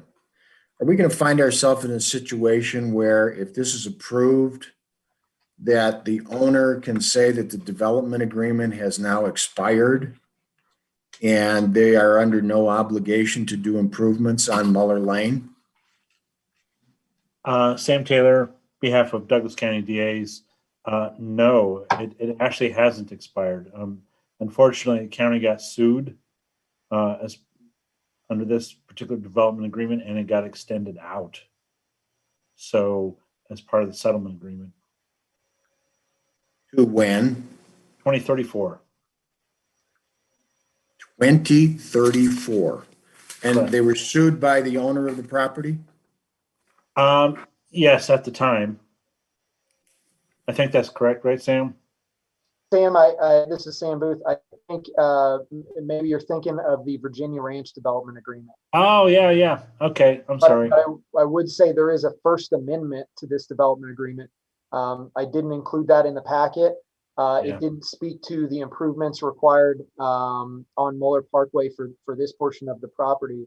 But I think in the DA's review, we have said that the requirements for Muller Parkway are still effective. And additionally, the county commissioners reviewed this development agreement and the amendments to the development agreement on December 5th, 2019. I gave a presentation to them about the development agreement along with a few others. And at that time, they voted to agree that it was in good standing and to move on for another 2 years of the agreement. So that would be reviewed again by the commissioners December of this year.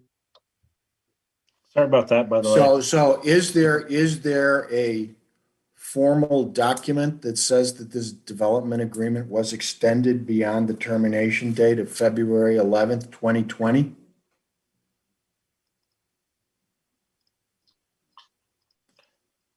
Let me see if I can find that for you, Member Meyer. I'll look right now. As I recall, Sam Booth, when the Board of County Commissioners reviews those development agreements, they agree either by ordinance or resolution, and help me out, Sam Taylor, if I'm not getting the formalities right, to extend said development agreements. So I'm not sure, Sammy, whether you'll find an ordinance or a resolution, but I don't think anything's lapsed. I didn't see anywhere, Nick, I may have missed it, where it says there's a 10-year term on the development agreement. My understanding is they go a little longer, but I could be wrong on that. Sam Taylor, did you want to address one of these points? Yeah, just Sam Taylor again on behalf of Douglas County DAs for the record. One of the points that you brought up about what the board does in their annual review, at the annual review or the biannual review, during that biannual review, if they determine that the developer is not keeping up with their end of the bargain, the board would then have to take action to seek to cancel the agreement. They'd have to provide certain notice. I think it's 30 or 60 days notice to the developer. There would be a public hearing on it, and the developer would have an opportunity to cure.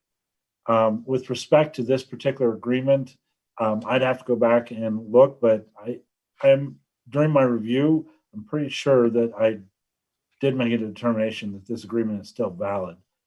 And sorry about confusing it with Virginia Ranch, but well, I can provide that to Nick if you'd like, but I'm very positive that it's still valid.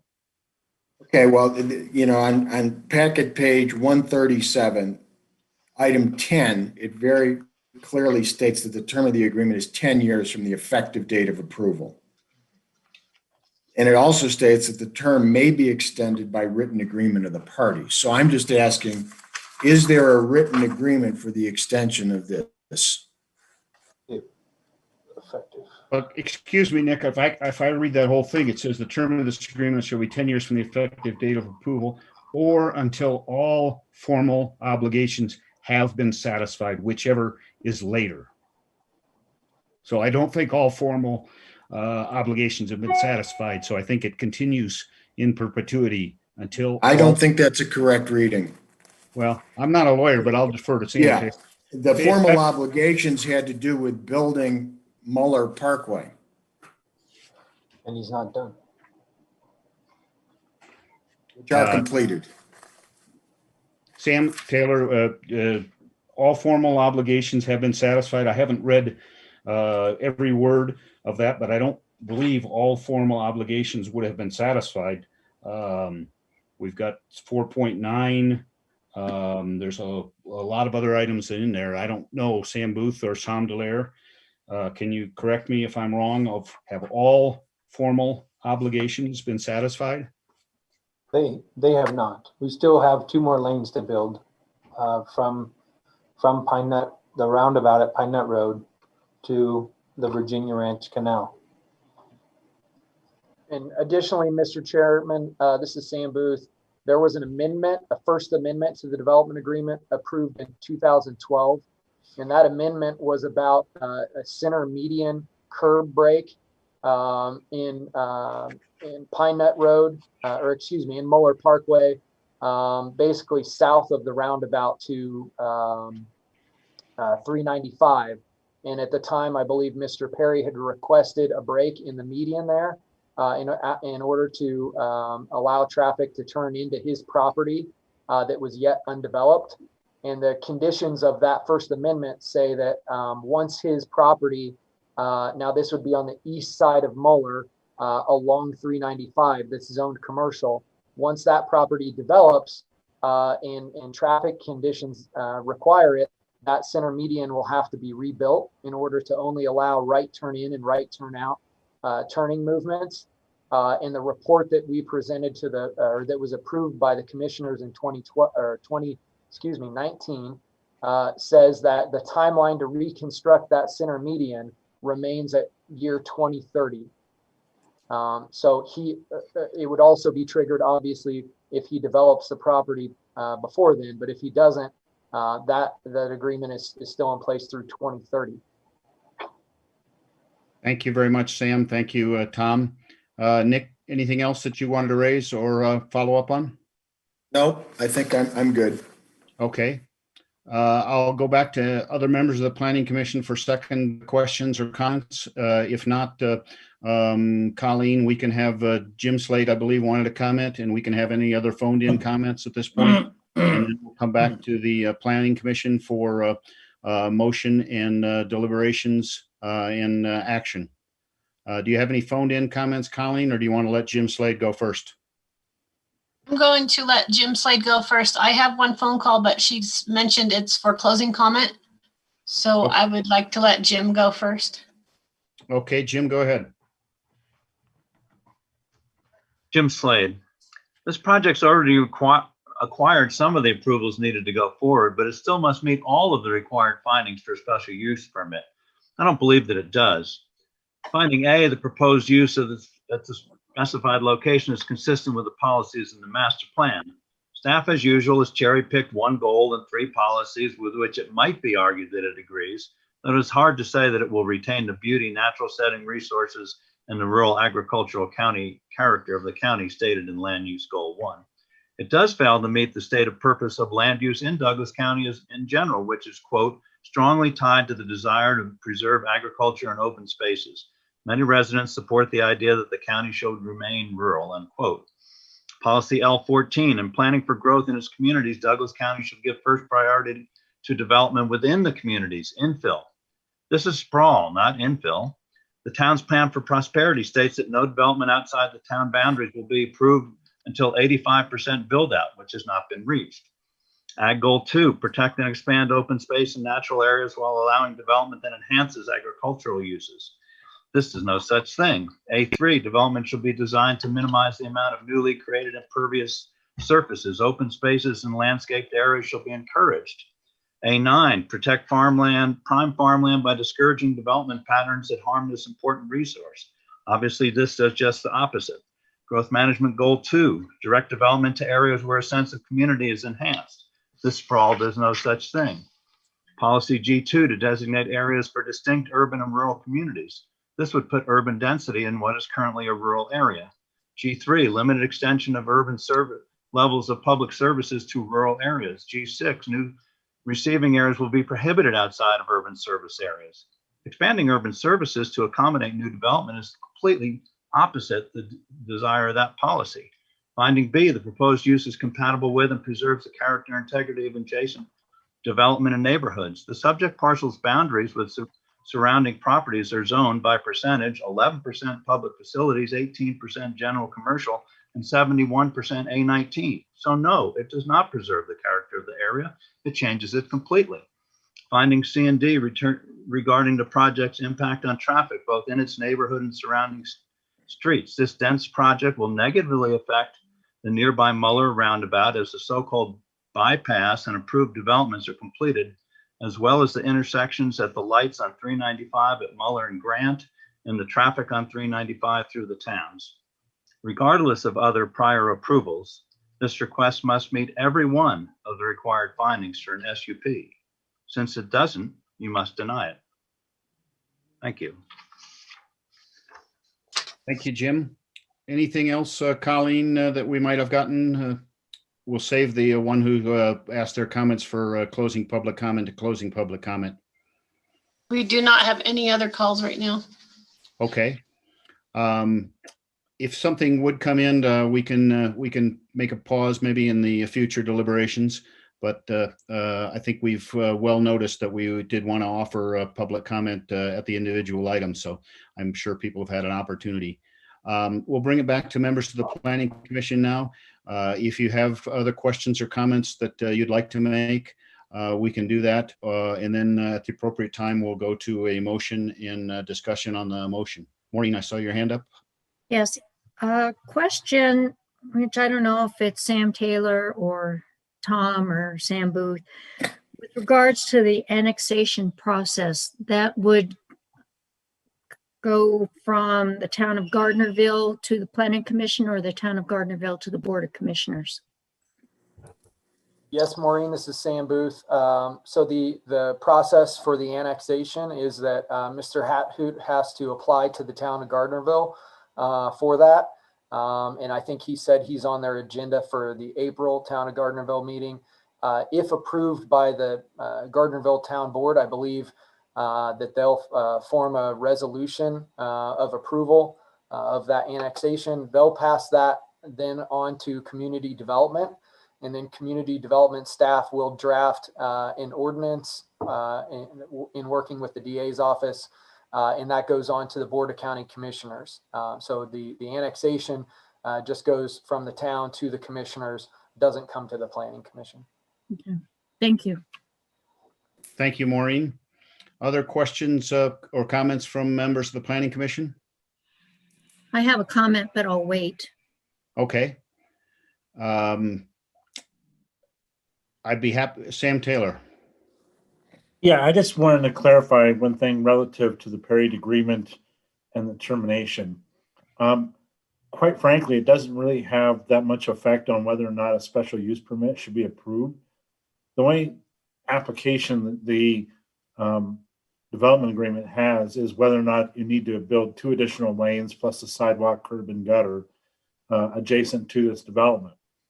And Mr. Perry, who is subject to the development agreement and the obligation to construct these facilities, has admitted and acknowledged that the development agreement is still in effect. So I wanted to put that on the record and make it very clear that he understands that he has an obligation to complete those improvements prior to a certificate of occupancy issuing for Mr. Hathoot's development. So the person who is burdened by it has acknowledged they have the burden. Thank you very much, Sam Taylor. Bryce, did I see your hand go up or? Thank you, Mr. Chair. Just a quick question for Sam Booth. The current motion that's in our packet, does that motion include the conditions placed by the town of Gardnerville, or would those have to be added to the motion?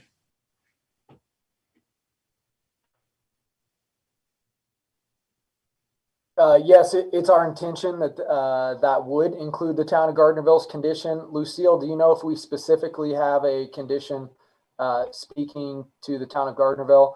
I know one thing, Bryce, the town's approval happened after we had submitted the staff report, and so we uploaded it as supplemental.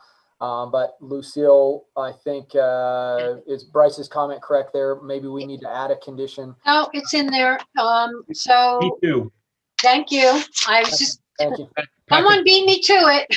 Packet page 106, planning division conditions B2. Yeah, so all the conditions are part of the approval process, yes. So essentially that would be included as your approval with a special use permit. And there's the motion if you want me to keep it up. Other questions or comments by members of the Planning Commission? I did have a couple of points that I wanted to make based on the things that I've heard. One thing I do think is important, as Sam Booth pointed out, and was made in public comment, that we refer to the findings for the special use permit. And I would point out on condition or finding A, the proposed use of the specific location is consistent with the policies embodied in the adopted master plan, the general purpose intent of the applicable district regulations. When people sometimes read land use goal 1, they only read half of land use goal 1. I have repeatedly said land use goal 1 is to retain the beauty, the natural setting resources, and the rural agriculture character of the county while providing opportunities for managed growth and development. So I think it's clear that this would be allowed under finding A. I want to also point out that Lucille did a good job in putting in on packet page 99 the history of this project. I think only Brian and Mark and I were present for some of the history, but it's gone back as far as January of 2010 when the development agreement was approved unanimously by the Board of County Commissioners. And then the Planning Commission and the board approved both the master plan amendment and the zoning map amendment in 2019. I also want to point out, and I think this has been confused in some of the conversations, that this project was included in the 2018 Minden-Gardnerville Plan for Prosperity. And I think, correct me if I'm wrong, Eric, it's been approved twice by the town of Gardnerville. And most recently, the vote earlier this month was 5-0. And I also think, Sam Booth, you made a very good point on the conditions of approval, and they start on page 105. I counted them up, and I don't know if I miscounted or so, but I think there's 43 conditions of approval. So I think staff has done a very good job on going through this project and making sure it's a good project, making sure it does comply with all of the requirements for a special use permit. Again, the density is a lot less than it could have been. It could have been 464 units. So I do think it will fit in with the surrounding area. The fact that Barton has a property that borders this is a big plus, because if this is going to be a 55 and over community, they'll have direct access to the Barton facilities. I guess that's going to be a campus that they're going to have nearby. So I think the location is a good location. I think lots of people have brought up a lot of good points, and we've had a good discussion. And I'd be happy to entertain other comments, questions at this point, or if people are prepared to go to a motion, the recommended motion Lucille has on the screen, and it is also on packet page 95 of the Planning Commission packet. So, Eric, did you have a question or a comment on anything at this point? Yeah, just one point of clarification. Lucille, can you go back in your presentation to the slide that has the excerpt from the Town of Gardnerville Plan for Prosperity? Sure. So if I may, the future urban reserve area is shown in the light peach. This parcel is not within the future urban reserve area. This parcel is within the urban service boundary. So the plan for prosperity does say that the urban reserve area should only be built once 85% of the area in blue is developed. But the community area boundary, but this parcel is within the community area boundary, not within the future urban reserve area. So that area is reserved for future development. This is reserved for present development. Thank you, Eric. That's a very good point. Anybody else on the Planning Commission would like to comment at this point? Or if we're prepared, we can go to a motion and then have discussion on the motion. Nick Meyer, just a point of clarification for Eric. Eric, are you saying that this property is not within the 85% infill requirement? Correct. The plan for prosperity specifically identifies the future urban reserve to be used once 85% of the community area boundary is developed. So this parcel is part of the 85% to be developed, not part of the area to be developed after the 85% is developed. So the blue line around everything is the community area boundary. which this parcel is in. To the right and to the north of that, there is some future urban reserve to be developed after 85% of the community area boundary is developed. Thank you, Eric. Did you have anything else, Nick, that you wanted to follow up on? No, I don't. Okay, thank you. Other members of the Planning Commission have questions or comments or prepared for a motion? Maureen? I could have sworn that with HUD, in order to get a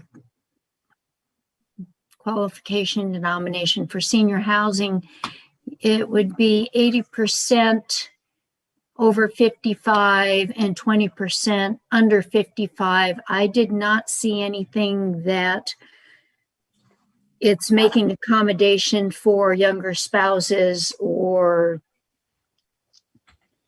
younger people living in the home. I thought that it was 20% could be owned by others that didn't have a 55 plus member in the household. Am I way off on that, Sam Booth?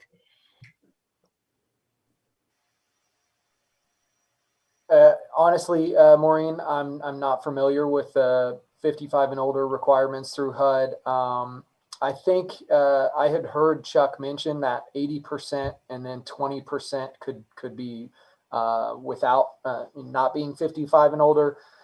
Just my experience, in some of those things would be that yes, 20% of the owners, if someone under 55 came in there, I think 20%, let's say the homes or units in there could be under 55. And I would ask Chuck if that's correct.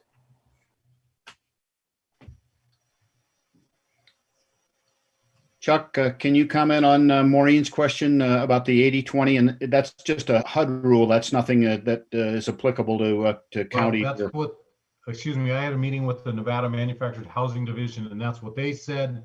But then I've had conflicting information, quite honestly, that somebody else said that's 20% living in the home. So we have to get a clarification on that as well, one way or another. I'm not prepared to say definitively which way that goes. All I can say is that under 55 is allowed for sure, but whether it's they can buy their own homes or not, You've I reached still need Colleen's to get that voicemail. clarified. I'll be on vacation through March 15th. Please But leave that me a just- message and I'll call you back when I return. Thank you. But that just affects the financing, not affects the projects itself, right? No, doesn't have any effect on them. All it affects is our, you're correct. Okay. Maureen, other questions or comments that you wanted to jump in with?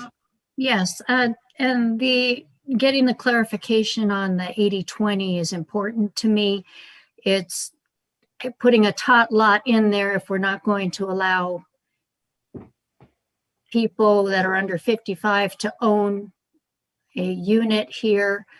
It's for grandkids only. It just seems a little odd to me.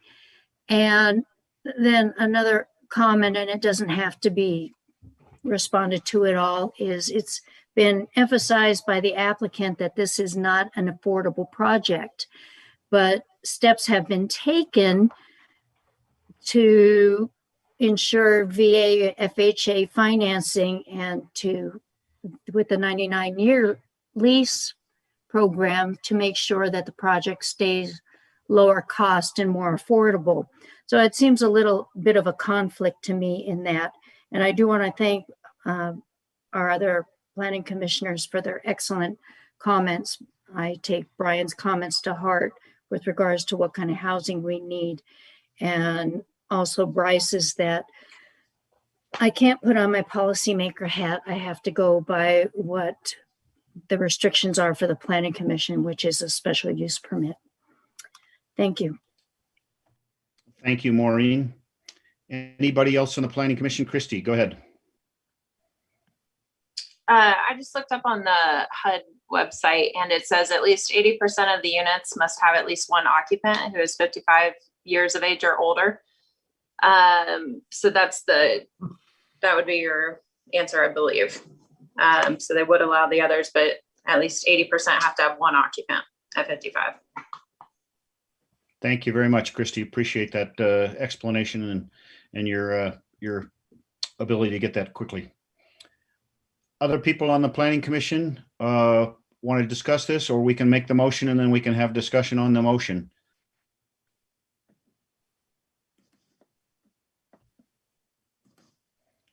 Would someone care to jump forward and make a motion?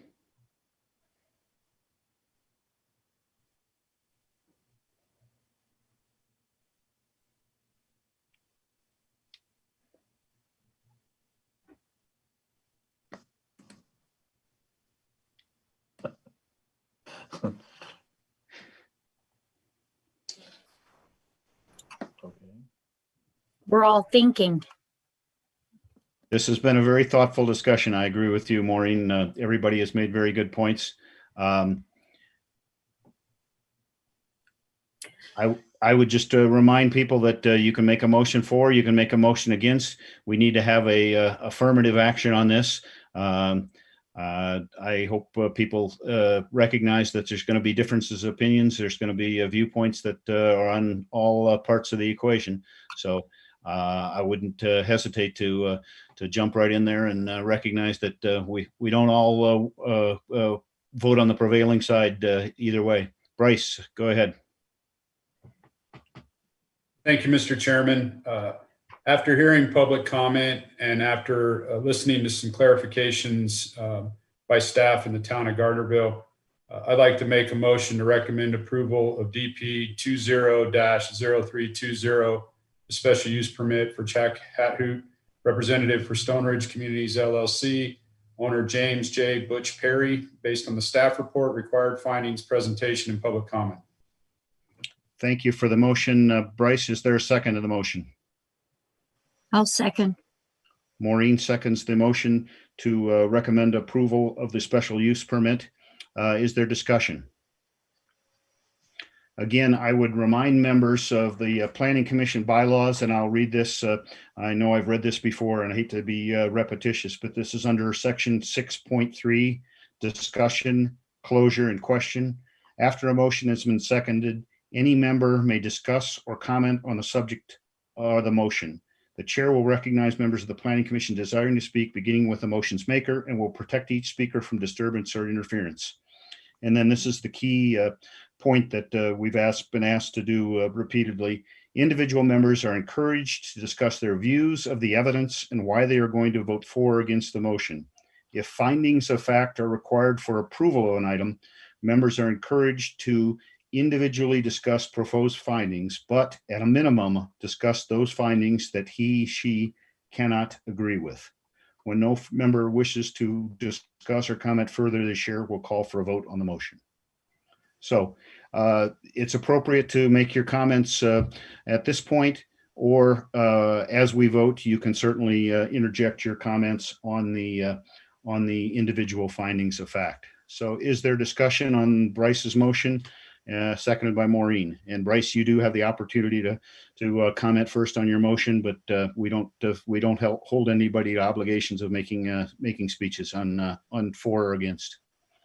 Thank you, Mr. Chairman. I think I was clear at the onset of my motion that that the information provided by staff, the information provided in public comment, the clarifications, further clarifications by staff, and the clarifications by the town of Gardnerville is the basis for my motion for approval. Thank you very much, Bryce. Other people wish to speak for or against the motion? This is Nick Meyer. You know, I have to agree with the community comments that we received that this project is sprawl. I mean, the development of this is so far afield from any other residential development along Muller Parkway or the 395 corridor that I do believe that we need to focus on infill type projects. Second, I'm not comfortable with the financial analysis that's been provided in terms of taxes for this particular project. I'd like to see, I need to see more data from the assessor in terms of his analysis versus another best use of MFR for this particular location. And third, I think this project is too dense. I think the streets are too narrow. I think for a 55-plus community, you're going to have problems with fire. You're going to have problems with emergency vehicles. So I'm not comfortable with this project. Thank you very much, Nick. Other members of the Planning Commission that wish to speak on the motion?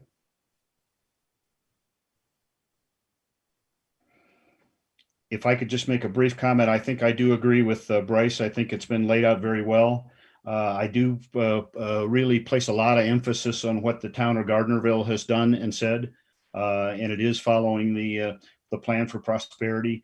Again, when you get to packet page 103, it says we want to have new types of neighborhoods. I think this is a new type of neighborhood. I think it also says we want to have a mix of housing types. I think this provides a mix of housing types that we don't commonly come across. I think in response to Nick, if we don't have this type of a housing type, we're likely to get more apartments, more congestion. So I think this is adequate. You make a very good point, Nick, about the narrow roads.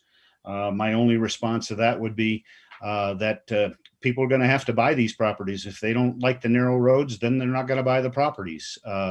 It is a private development, so we don't hold them to the same standards that we would hold a county road to, or a road that would be under the jurisdiction of the county. So that is a response, I think, there. So I do think this has been thoroughly reviewed. I do think it meets the findings that we have in the packet, and I do support Bryce's motion. Brian. So I'll make one final comment. You know, I am in agreement that the special use permit is really what we're determining here. Manufactured housing, you know, of this quality, I think is something that, you know, we should, you know, want here in the county. But I'll make points like I did before, you know, 55 and older, you know, do we really need to build more of these? I mean, we look at assessing the need and those kinds of things. And I know that that's not what we're talking about here. I'm just trying to put it in the mind of the people who are builders. You know, is 55 and older what we need to build for? Or do we need to build for other people? And, you know, as I've said in other projects, it's the size of the project that determines the price. I mean, square footage to price is worth more than the land to the price. So I'd say, you know, projects of these, you know, let's just consider the scale and, you know, maybe make something that is affordable in the future, because I don't think this is. Thank you, Brian. Other members of the Planning Commission that we wish to speak for or against the motion? Okay, well, we've had the motion, we've had public comment. So unless there's anything else, I'll call the roll. This is on Bryce's motion. The motion is on the screen to approve the special use permit. And we'll start with Nick. Nay. Yeah, Christie. Aye. Bryce. Aye. Mark. Aye. Brian. Aye. Maureen. Aye. And the chair votes aye. So on this, there are 6 votes aye and 1 vote nay, and the motion is agreed to. So that concludes item 2, which is the last one on the approved agenda. So we will now move to closing public comment. And at this time, public comment will be taken on those items that are within the jurisdiction and control of the Planning Commission, or those items where public comment has not already been taken. Colleen, I believe you said you had 1 recorded call, and then we'll open it up to anybody else who's on the Zoom meeting for public comment. Yes, I have 1 call so far. I'll play that one, and then Jim Slade wanted to comment. Ellie Waller, W-A-L-L-E-R, closing public comment. With vacation home rental on the radar scope, I am requesting that staff have a discussion and propose that Clear Creek Tahoe be required to disclose to homeowners and buyers that no VHRs are allowed in the Carson Valley, vacation home rentals. Reason for my comment, March 8th, 2021, Clear Creek Tahoe, a private residential community located on the eastern slope of the Carson Range, had a record-breaking year of sales in 2020 with 14 new homes and 99 home sites totaling more than $116 million in sales volume closed or in escrow, according to the company. We continue to see a steady stream of leads, referrals, and sales with no slowdown in sight despite the current state of affairs, said Clear Creek Tahoe Sales Director Georgia Chase. Clear Creek Tahoe offers buyers a peaceful respite that the whole family can enjoy, serving as an ideal home base. With work from home allowing for greater flexibility and where buyers can live full-time, we anticipate demand continuing as blended indoor-outdoor living and access to nature becomes a priority for those seeking a new home.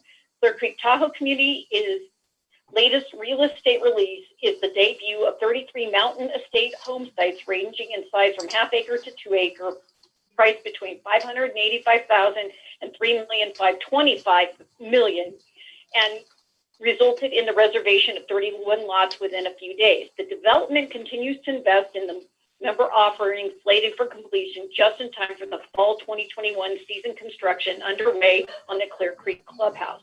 The Clear Creek specific plan should be required to be updated to state vacation home rentals are not approved for the Carson Valley portion of Douglas County, and some sort of language about potential fines if discovered needs to be added. I did leave a comment on item number 2 as the agenda did not indicate if we could comment or not. I am participating on another meeting. I want to thank Commissioner Walder for allowing the public to correct the minutes. Thank you.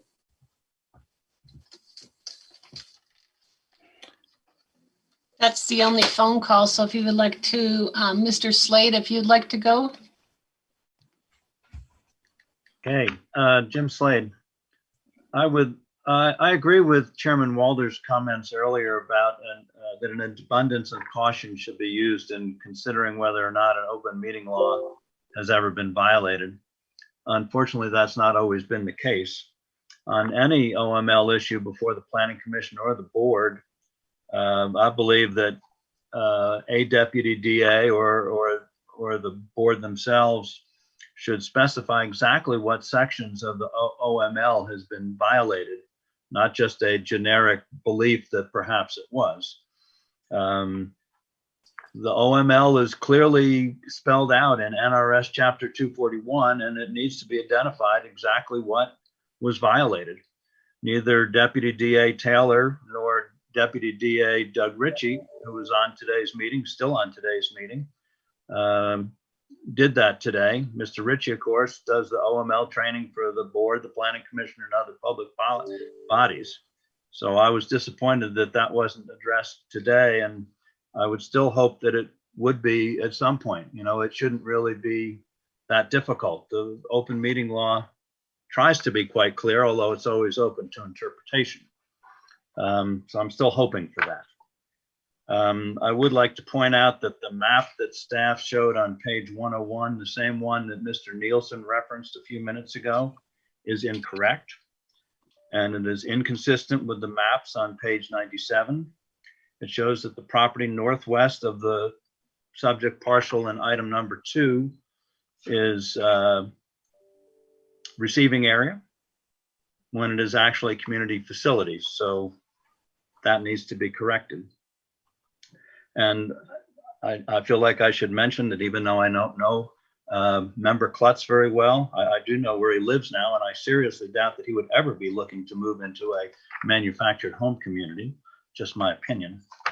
And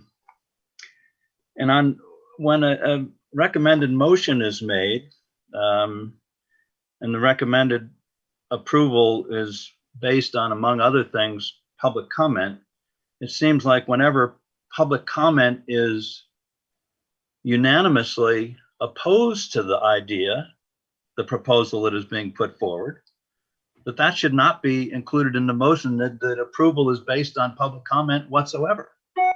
That was the case today. Public comment was unanimously against number 2. Why would you include that in the motion? That seems that was contrary to all public comment. And on land use goal 1, that Chairman Walder and I have gone back on forth on many times, I disagree with his interpretation. I believe that the intention of that goal in the land use policy is that it satisfied both parts of that goal.